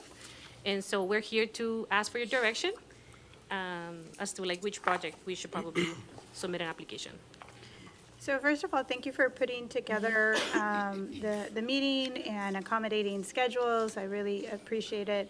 You know, I went into the meeting really wanting to ensure that Pendleton could get some love because of the rec center and wanting to complement that space and do the much-needed repairs that are needed to the pool, and also in addition to that, help in terms of the ability to serve other populations in that space. And so it was exciting to hear that, yes, because I know last time we were concerned that you weren't here, and you can't do that anymore. I'm sorry, I missed the meeting. So I was concerned that you could not renovate, so now we know that you can. Yes, you can. But there's got to be, for those, just for the benefit of the commission, what we learned is there has to be a certain percentage that is dedicated to recreation. And so knowing that this comes every 2 years, keeping that in mind, and for the commissioners to identify areas, within their districts that could potentially be able to do something like this. But the more that I heard about the Wilson Park, and I know I had to kind of cut it short, but I went home and I was thinking about our comprehensive plan, and one of the things on the comprehensive plan was that the west side of town, specifically in District 5, that there is not enough green spaces, there's not enough recreation, and so when I was asking you earlier about our comprehensive plan, it seems like that Wilson would be more aligned with the goals of the comprehensive plan. Would you agree, or? Yes, absolutely. I mean, and again, you can make the argument for both projects. Obviously, I think this area in particular doesn't have, if you think about it, you don't have anything close to a rec center or any type of like Right. indoor recreational opportunity within this area. So you will have to drive basically across town to go. Right. Hopefully, once the indoor recreation center is finished, so. Which is, a lot of people said, why did you choose Exactly. Pendleton? And it was because when we were looking at where would we score highest, it was in Pendleton, and it made sense there. And so this kind of gives the community on both sides of town opportunities for Yes. indoor rec space. But what are the, is for the 1.5 match, is there, are you going to, if the commission goes in favor of this, would you be looking, do you have enough time to try to see if we can obtain other monies to participate?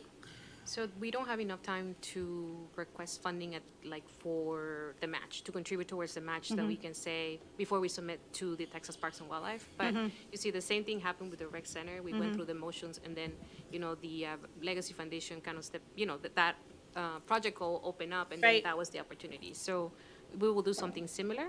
Okay. And so there's other opportunities coming up. Okay, those were my questions.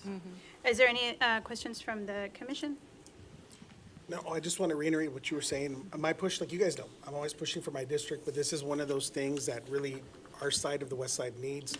I mean, I look at Wilson Park and, Pendleton Park, and it's a fantastic park. You have a tennis center, you have a track, you have basketball courts, and you have all that. Plus, you're adding that brand-new $6 million recreation center that's hopefully going to be up by next year. So the Pendleton's, forgive the term, but it's pimped out. It's going to be really, really nice. And then, but then when you go to the west side. He said it. Then when you go to the west side, You're gonna strike off the record. when you go to the west side, Strike that it's for the really, really record. lacking on any type of indoor recreation activities, like she said. And I think this is about making the recreational services a little bit more equitable around the city. You're already gonna have it on the north side, and then now a little bit more to the west side.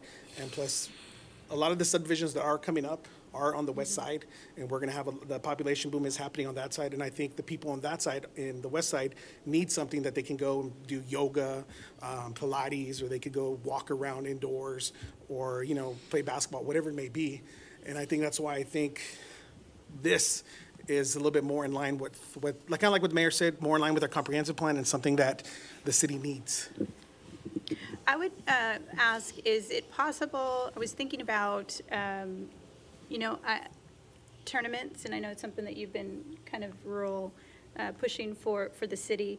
And so having, at my little one, we kind of do tournaments all over the valley, and it's always nice to have an indoor space for awards and things like that.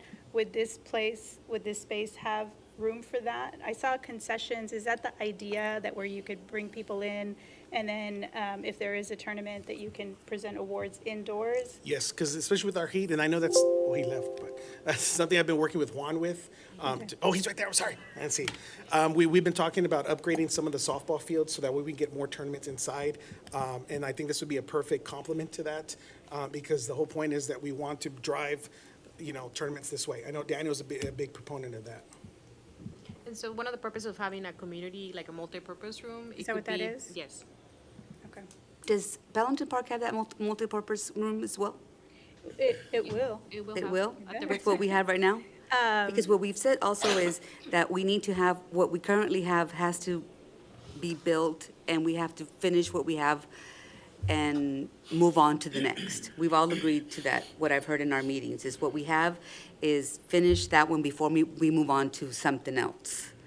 And even though we're doing something in every district, to finish what we have and move on to something else. Because, and that's what I've heard from our constituents as well, is we've been building or fixing, and yet we go on to one thing and we don't finish what we have. We don't want to do that. Although I agree, the West needs something, because that's where a lot of the homes are coming up on, and because that's where the new area is at. I do agree that we need to have what we need in every area, not just the new part. No, I agree. That's why I compliment you on District 1. You're going to have a recreation center, which is going to have the multi-purpose area, which is going to have all that new stuff for all the people on that side. I mean, you have everything on Pendleton Park. We don't have anything on the west side. So it's not really, we're not really, I don't understand what you're saying, because you're saying that we're not finishing something on that side? Well, what I want is be able to have Pendleton Park have everything that the Wilson Sports Recreation will have, not have Pendleton Park have something missing. You're going to have more than what we're going to have, because your place is going to be a lot bigger. So you're going to have a lot more than what we're going to have there at the Wilson Sports Complex. Commissioner, yes, so I was gonna say that, so for the new rec center is gonna have also multi-purpose rooms as Okay. well. Yes, All right. and basically all of the amenities that we included for this one, yours is gonna have it at a bigger scale. Okay, thank you. Yes. Yeah, as I mentioned, when I know during the meeting that we had, my initial, and I know I got y'all to do a lot of work on Pendleton with the, and thank you, staff, for making sure that was ready to go. And so I agree that we need to continue to improve the spaces that we have. That's something that we've talked about a lot. So keeping in mind when the next one comes up, and planning in advance, and looking, I've talked about the community center in District 2, that could use some upgrades. The pool at the Victor Park pool. There's just so many all around our community that could potentially fill it. What I learned is that there's a lot of things in our community that could potentially be within that umbrella of improvements, but with a percentage of recreation. So I think that if those are the two options that we have at this time, correct? And you have to submit this August? August, the August 1st, I want to say. I see. But I think so, but the reason why we're bringing this early on is so we can actually start working on developing a conceptual. Correct. Site plan, a floor plan, because that's also needed. And so Mhm. that's going to take time because we need to engage the services of an architect to do that. Mhm. And then we also need to show the site plan and the floor plan to the public because that also gives us points. We need to go to the community and request their input. Mhm. And we need to consider their input and make changes based on the input that we receive from the community. So that Fantastic. also gives us a higher points. Recognize Commissioner Morales has a question. Thank you. So it's a 1.5 on the grant, It's a total of 3 million, so it's a 1.5 matching grant. so 1.5 plus another 1.5 from the city. Yes. Okay, so total 3. Now, all the overruns, inflation, everything else comes out of our pocket, right? Yes, absolutely. Okay. I also noticed there's a minimum of, we have to maintain this for 40 years. Yes. When I came on board and I got, and I'm still getting hammered by certain, Victor Park, for instance, has not been maintained on the softball fields, baseball fields, and so on down the line. I know for a fact that I advocated for uniforms for the parks when I first came on board. It took over 2 years. This 40-year commitment, I'll be long gone. And we've had issues with maintaining certain parks or certain areas. So basically, I'm telling you and I'm telling the public, I can't support this. 40 years is too long of a commitment. And the overruns that will happen is going to be way too much that we shouldn't be able to touch this. Goes along with the fact that let's finish what we started.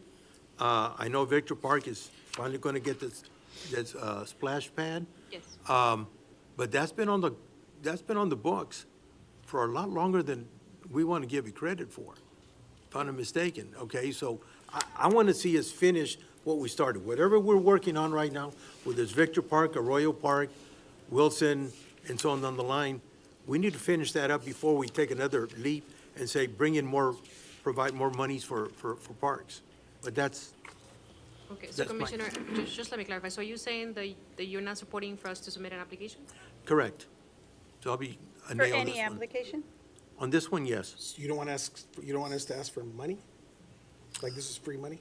Uh, With the matching, of course, but Matching is 1.5 from us, plus any overruns is going to come from us, plus the fact that, guess what? We have a 40-year commitment. When I came on board, and so were you, we had difficulties trying to get certain parks up to speed.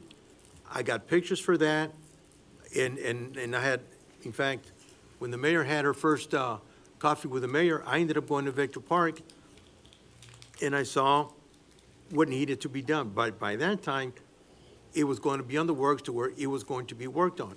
I do not know if Mr. Mendiola has had a chance to start working and doing the repairs at Victor Park.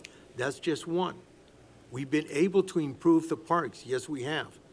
But Victor Park is one that for decades has been a staple for little kiddos to learn to play baseball and work their way up. There's concession stands that need to be repaired. The restrooms need to be repaired. And that's vital. That's not only Victor Park, that's Pendleton Park, that's Arroyo Park, where we can have tournaments. And how many times have I been told in private, we need to have these tournaments to get people to come in and spend money in Harlingen. And we're still working towards that, and I've been here for 5 years.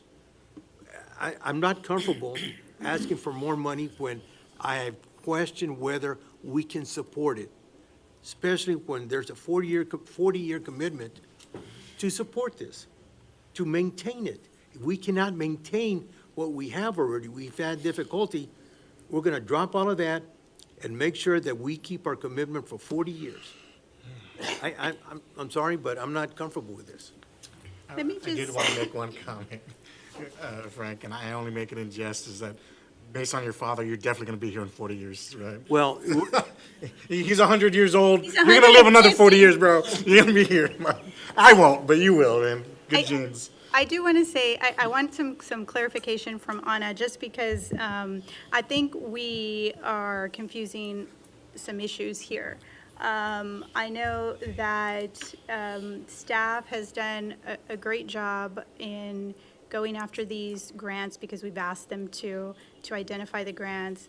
The rec center, you have a commitment to, for the same amount of time, and I think that was unanimous here, that we needed to get that done because it's part of our comprehensive plan, and it's something that's needed in the community. It'll serve all of District 1 and the greater city of Harlingen, so that's important, and we made the commitment there. And then Victor Park, I know that I sat here and supported, and I worked with the team to ensure what we could do in Victor Park, and we came out with $750,000, and that money is now being put to work, and we are committing to maintaining, and so we have done that time and time again. We've done it in your district, we've done it in District 1, and we've done it in District 4 with a Royal Park. It comes with a commitment because the state wants to make sure that you're being good stewards of the dollars that they're giving you.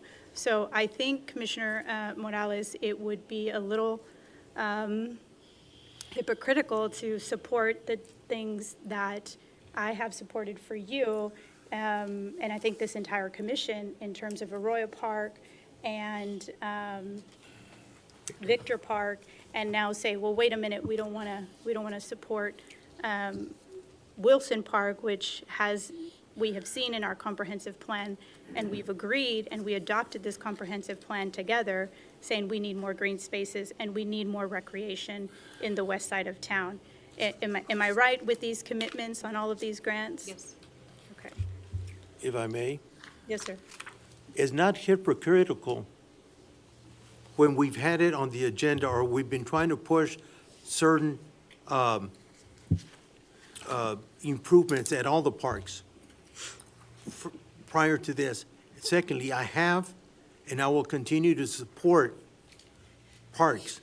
The thing that people don't realize, or we need to realize, is that parks are not a revenue stream.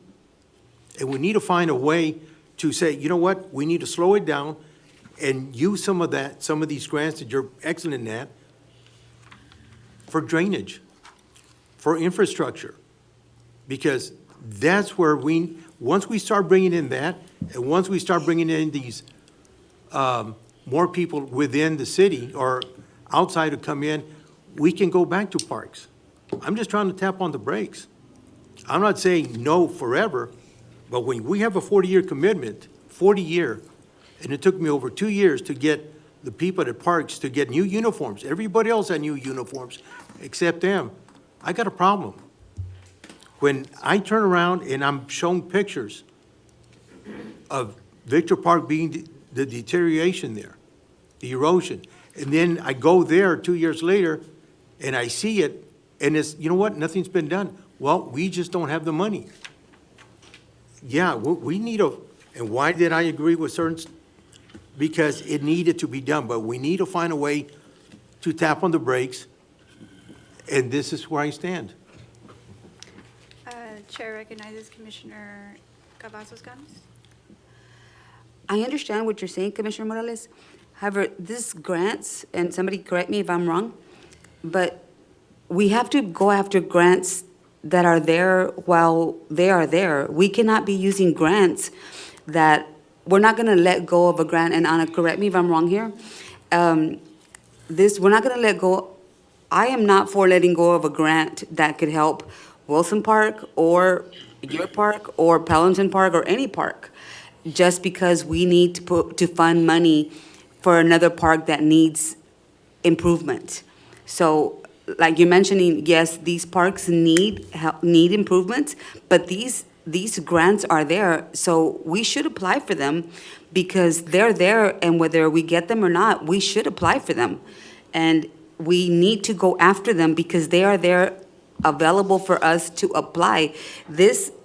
In these agenda item, it specifically is telling us to apply for them. It's giving us a timeline, when they're due, what is going to be matched, what we have to match for, and what our commitment is if we get them. And whether we are in position, well, we can't be in position because of their timeline that we can be commissioners and so forth, but we have to set forth what we intend to put in for the future. In the meantime, we find the money that we need to have in order to correct what right now needs improvement. We cannot let go of money that is potentially there for us to get other parks. And so with what you said, I understand what you're saying. However, I am not willing not to apply for this grants in order to get Wilson Park or another area like in District 2, 4, or help Pellenton or District 1, because it's there. It's like letting money go. Potentially, we're letting money go. So I'm not willing to do that. And I'll just add, were you done? Yes. When we were on the call, I was listening, and I know Bettis was on the call too. I thought that it was, really important. I even took a note that they mentioned the staff at Texas Parks and Wildlife, that we have a great team and that they enjoy working with them. They want to continue to work with them, and that they make the application process seamless, and it's been great working with Harlingen. We want to continue that reputation. That's why we go to Austin. That's why we go and testify for these grants, so that way they see that Harlingen is taking advantage of these opportunities for our community. If we pump the brakes and say, no, we don't want them anymore, then we lose the relationship that we have worked so hard to foster. Is there any other questions for Ana? No, I have some for Juan, though. Okay. Juan, talk to me about the pool. Where are we at? The pool for Pendleton. So we do have funding there currently for the roof replacement and the new boiler. So we've already worked with 5 different vendors to get quotes. We're gonna come up with a specific scope of work so that all these quotes can be aligned, apples to apples. Our goal here is that we start implementing this construction plan when the kiddos return back to school, because we are gonna have to close down Pendleton Pool for a while, potentially even drain the pool. And then we're also gonna replace the boiler. So we have a total of $90,000 allocated for those 2 components.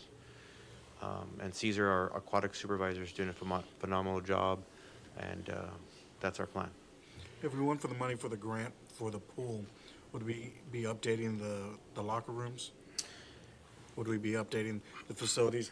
The pool's, in my mind, the one that we've, at city commission meetings, the one we've gotten the most complaints over the last 4 years. So I've currently sat with Mike, our recreation superintendent, to devise a plan with what we do currently have with funding and this coming year to improve the facility maintenance of Pendleton Pool, but a lot of our other areas.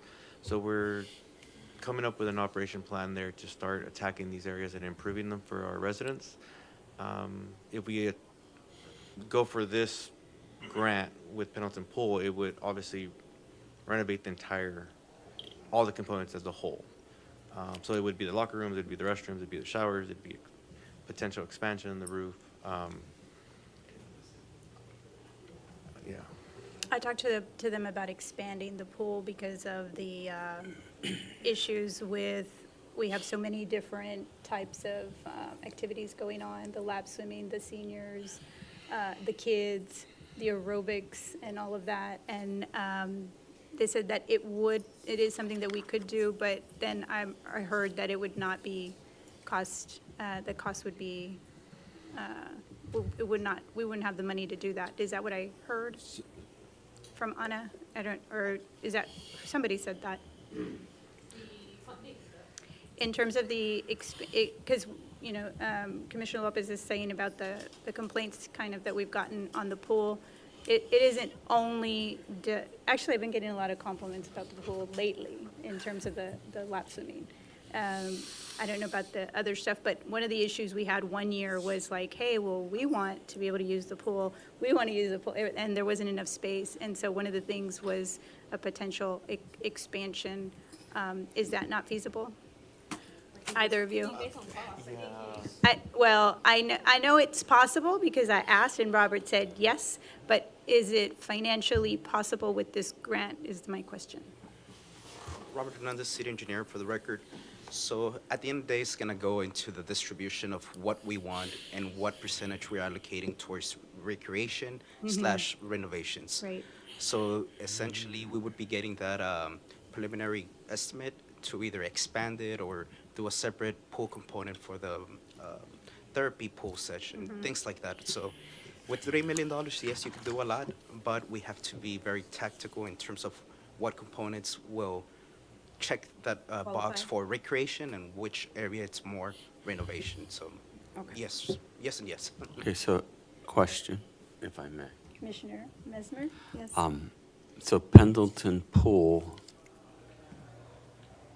the state, whoever you met with, they're comfortable with this, okay? As with the park on the west side, right? Yes. I'm going to quote my dad. This is still town talk. He said, Michael, don't ever do anything half-assed. And my motto in life has been, I either do something well or I don't do it. And it seems to me that Pendleton Pool, Pendleton Park, we're putting money here and there and everywhere, and we end up with parks that need everything. So that we should apply it to Pendleton Pool renovation, Pendleton Park, and just do it and do it well. We're already putting money into Pendleton Park. We're going to be fixing the roof, and we're also putting a rec center at Pendleton Park.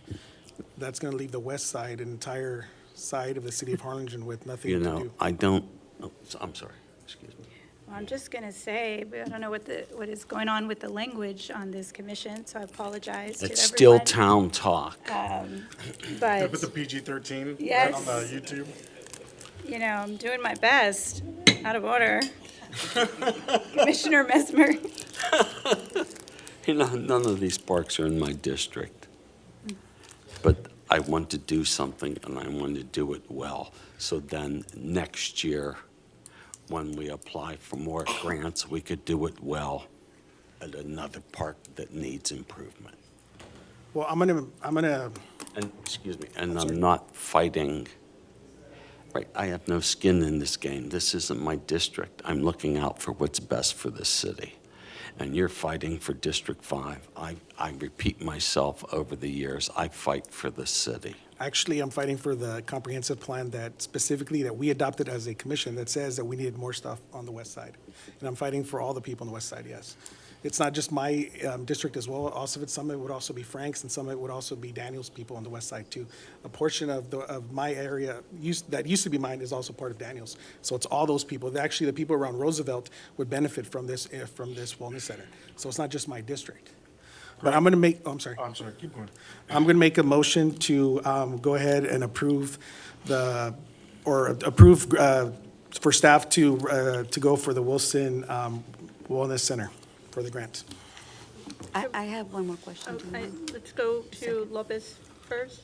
I agree with, I think every commissioner and the mayor as well has made fantastic points.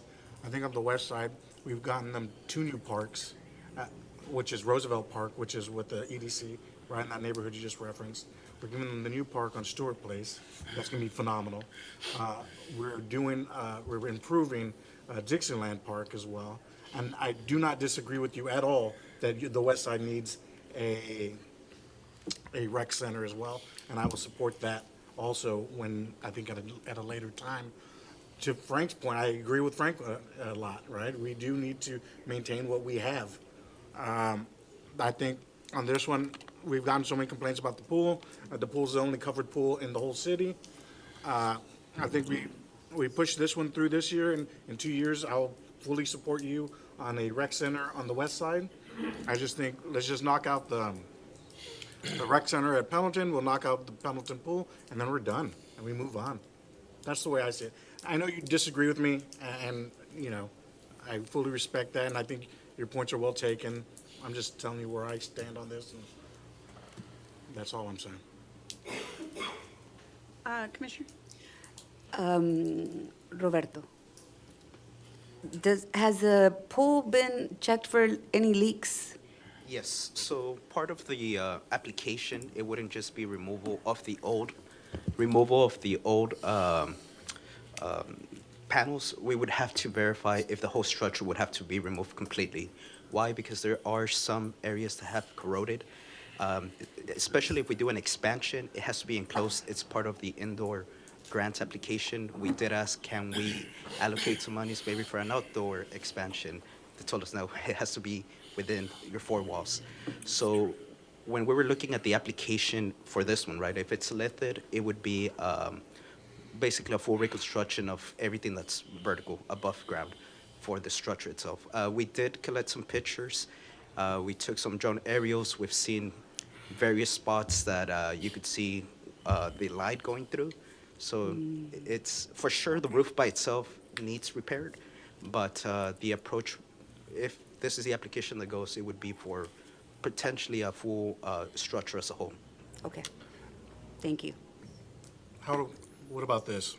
We still need to do a big design and answer a lot of these questions that Commissioner Gomez has on the infrastructure here. This one will be a cleaner move, I think, on the building, because we already have the designs, and we already know what we're doing on the building, right? What about we do that then? For the recreation center or the pool? The recreation center and the pool. Because we still need, regardless of how we move forward now, we still need to do both. You still will have to do the professional services component, which is getting the architect to create the plans. What we're submitting as part of the application is just a schematic, and we will have that by August. But let's say we do get it awarded, what we're doing with the recreation center where we went out for RFQs, that would be the next step. Or potentially if we're allocating monies already to do that now so that we have the construction plans shovel ready whenever the next coffer project's available. There's all those options that are available. But right now, it's guidance as to what application we should submit. So, yeah, just, we have a motion and we need to rule on this, or we need to get to that, but I know we did have still some discussion items, but I just wanted to highlight for the commission's consideration, we worked on the rec center for a long time before we could get to where we are today with it. And so to your question regarding allocation of funds to make the improvements that are needed, this grant isn't going to meet that need immediately. It's going to be in the future. So if we support this grant for District 1 come budget time, we're going to have to put a hold on that for at least 2 years before you can make those improvements. And some of those improvements are rather necessary, which we have been talking about and allocating funds for. So that's something for y'all to think about on how you want to move forward with that, and you know, what the priorities are in terms of serving the public and making sure it's safe and you know, a nice space to be in. So I don't know if that was kind of what you were asking about. Then what do we do this? We just go with this rec center on the west side, and then we start allocating money for the redesign of this pool, because we're gonna need to do it anyways, right? We start with the roof, we do the boiler, and then once we go forth in 2 years, you guys will be ready to go. How's that sound? So then I'll second that a Commissioner second? Pettis's motion Okay. to move forward with Wilson, and as well as direct engineering and parks to start working with Commissioner Gomez on the updates to the Pelton Pool. That will start Pendleton sooner than later, is that correct? In my opinion, yes, because the goal is we're going to be in budget season, you know, next month, right? And for the commission? yes. I know, well, staff has been working and Gabe has been working, but we probably will have our first workshop towards the end of July, correct? End of July, early part of August. Yeah. So then the goal would be, let's find the funds to make the changes now instead of waiting until later. So we can start Pendleton sooner, yes. The pool. The pool. Yes. So it The won't rec center? the rec center is full speed ahead. We're breaking just so ground you- in January, just so y'all know. For the rec, for in the existing Janu- rec center, yes, January. We absolutely. just signed the contract for Okay. the architectural design. And we'll keep you in the loop of Absolutely. all of Thank that. But it wouldn't be like, the things that I thought would be really neat for the pool in terms of lockers and all that stuff, just improvements. But that doesn't mean to, that, like Daniel said, preparing for it, and if there's a consensus that that's what we're gonna go after the next time it opens up, then that gives them ample opportunity to look at it. I was gonna say that also, like, the city could be reimbursed for those architectural services. Okay. Yes, so Okay. it's up to 3 years. Okay. Before the application is submitted. Perfect. All right, okay, so we've got a motion from Commissioner Bettis, we have a second by Lopez. All those in favor signify by saying aye. Aye. Opposed? Opposed. Motion carries? All right. Hopefully the rest isn't so long. All right, item E, consideration and possible action to approve an extension on the contract between the City of Harlingen and Dr. Robert Kellogg, DVM, to continue providing services to the Harlingen Animal Shelter as needed. Is there a motion? Motion to approve. Motion from Bettis, second by Lopez. All those in favor I have a signify by question. saying. Question. Okay, yes, we'll recognize Commissioner Mesmer, and then we'll go to Commissioner Gomez. Same hours, same money, or any changes? Just changes to the dates. Same that time, same that place. Commissioner? Is this replacing Dr. Mitchell, or was this he already there? He's already been there. He comes into the shelter and does on-premise assessments of sick animals, animals that may have mange.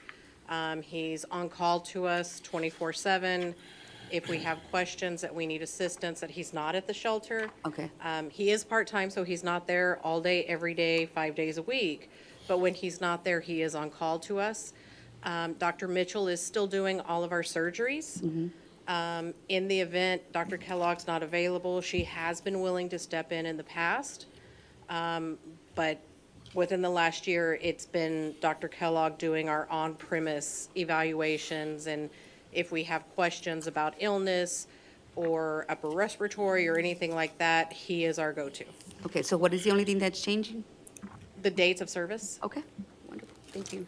Dr. Kellogg has been fantastic. It was when the mayor and I met with him, we'd gotten a complaint about respiratory outbreaks. He's the one that we spoke to with Robert to design the outdoor kennels that would help us mitigate those concerns. And I haven't been hearing about any major outbreaks or anything like that. We've still had some minor ones, but what we've been able to establish is they're pretty much coming in with them. Because as we've discussed, there's usually a 7 to 14-day incubation period. And so the ones that are showing signs are showing within that 7 to 14-day window. And we're trying to keep those outside, which is absolutely helping our inside animals not get sick. So I can't say we're at none, but it is helping. Good. Okay. That's what we want to hear. Thank you. Thank you. Yes. All right, so any other discussion? We had a first, and a motion and a second. All those in favor signify by saying aye. Aye. Opposed? Motion carries unanimously. Item F, consideration and possible action to authorize the city manager to award bid 2026-05 for the Harlingen Smart Corridors project. Make a motion to approve. I have a question. Okay, we've got a motion by Commissioner Lopez, and we have discussion. Is there a second? And we'll go to discussion. Is there a second? Second. Second by Bettis. Okay, Commissioner Morales? We're on 10F, correct? Yes, sir. Help me understand something here. On the bid, it says feds,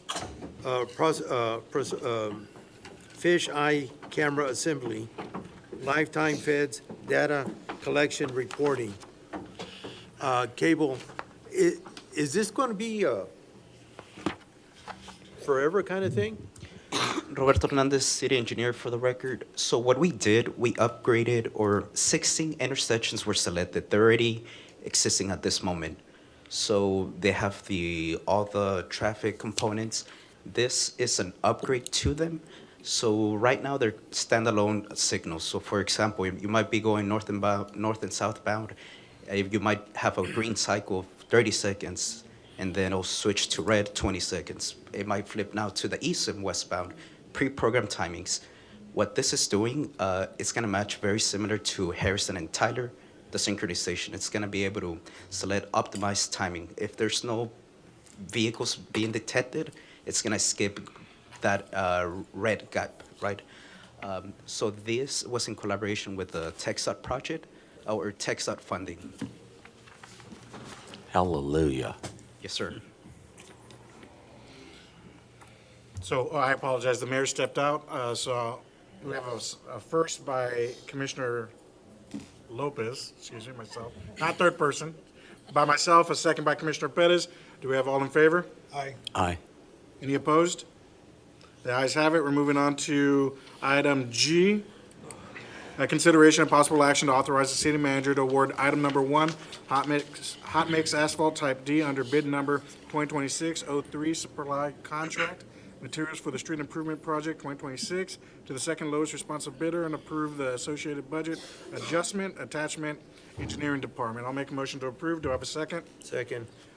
I have a second by Commissioner Morales. All in favor, say aye. Aye. The ayes have it. Any opposed?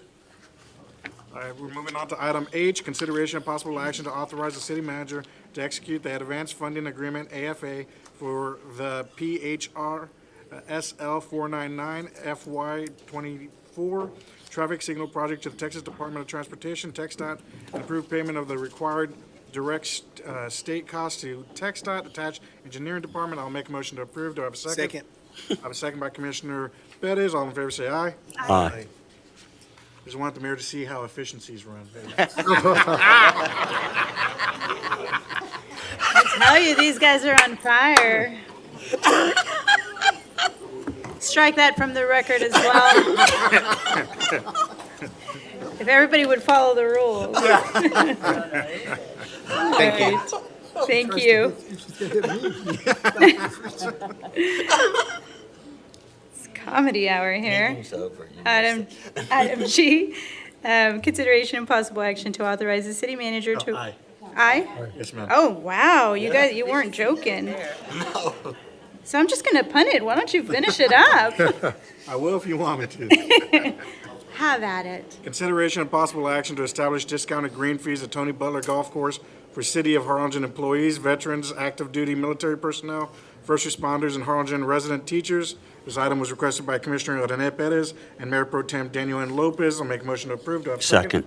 The only thing I want to say is, what is the discount going to be? I think you mentioned 20%, right, Gabe? Or I was asking for Excuse me. suggestions. No, hey, people in the crowd, can we lower the voice, please? Please, quiet, everybody. Thank you. Ask We- the we- chair to follow the rules and make sure that the commissioner is recognized before he speaks. And it's Renee, Commissioner not Pettis. Renee. It's Renee. I don't think we agreed on a, No, but you suggested 20%, or what do you think? Like, what would be a good discount? Jeff, what do you feel comfortable discounting? Chris and I talked about this, and we think that 25% sounded pretty good. No, 20% is better. Okay. Whatever y'all want to do.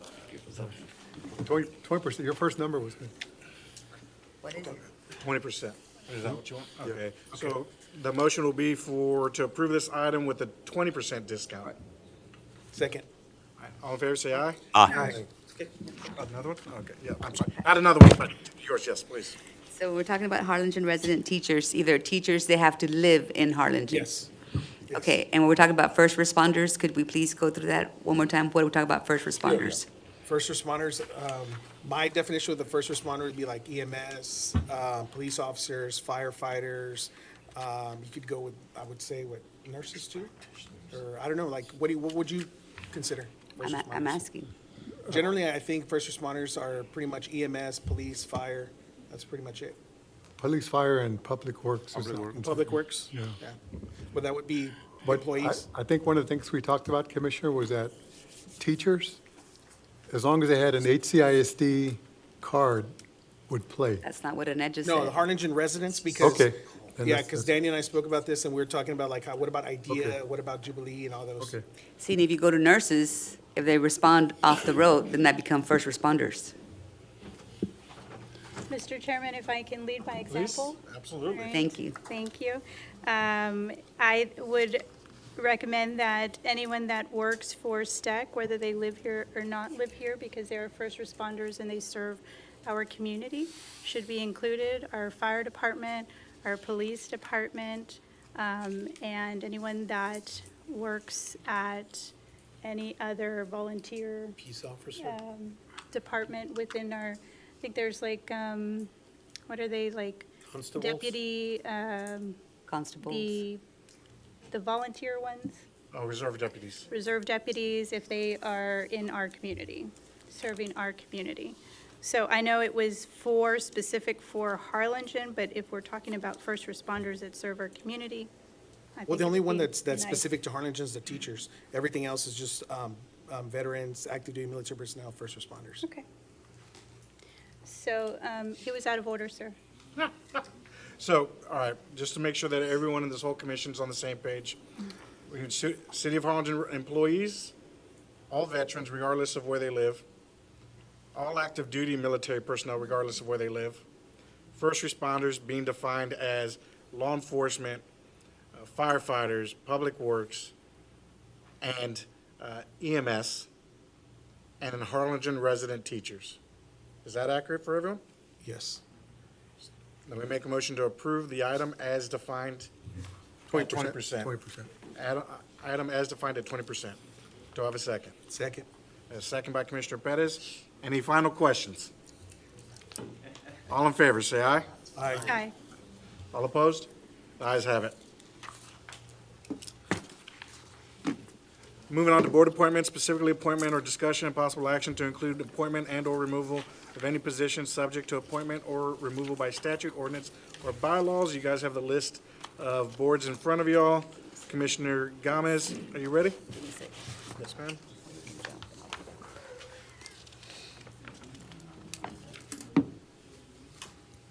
I'd like to appoint Kristen Lucky to the Museum Advisory Board. That's all. Thank you. I have none. None.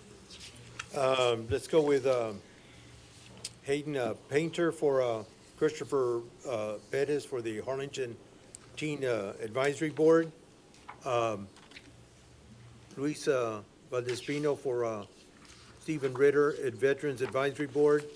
And reappoint Sarang Rama at the EDC Board. Commissioner Pettis?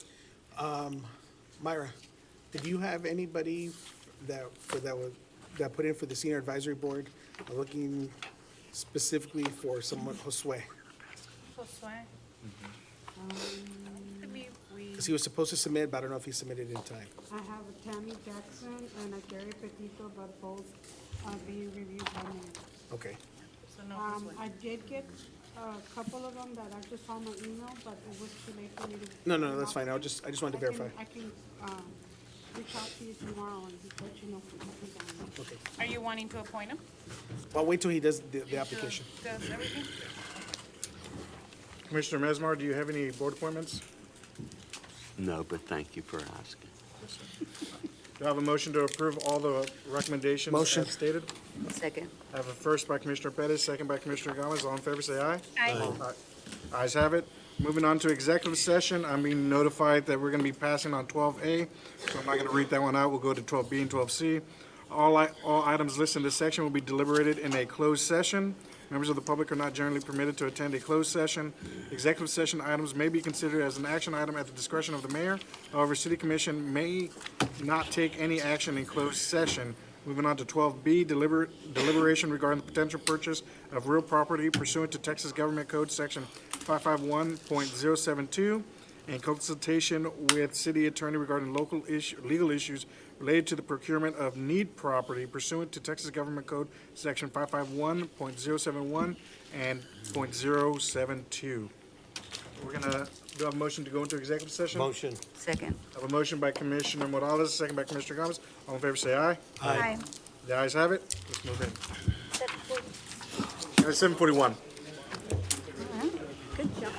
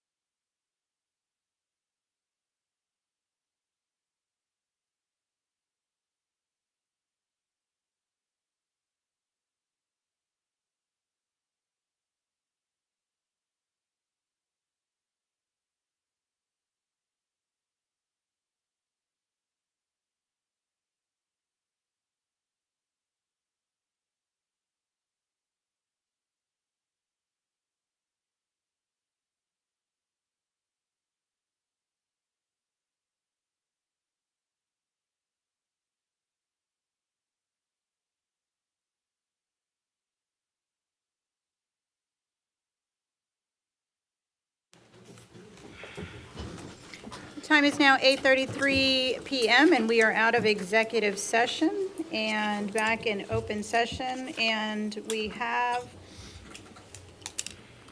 action on executive session items. B, consideration and possible action regarding the potential purchase of real property as discussed in executive session. Is there a motion? Motion.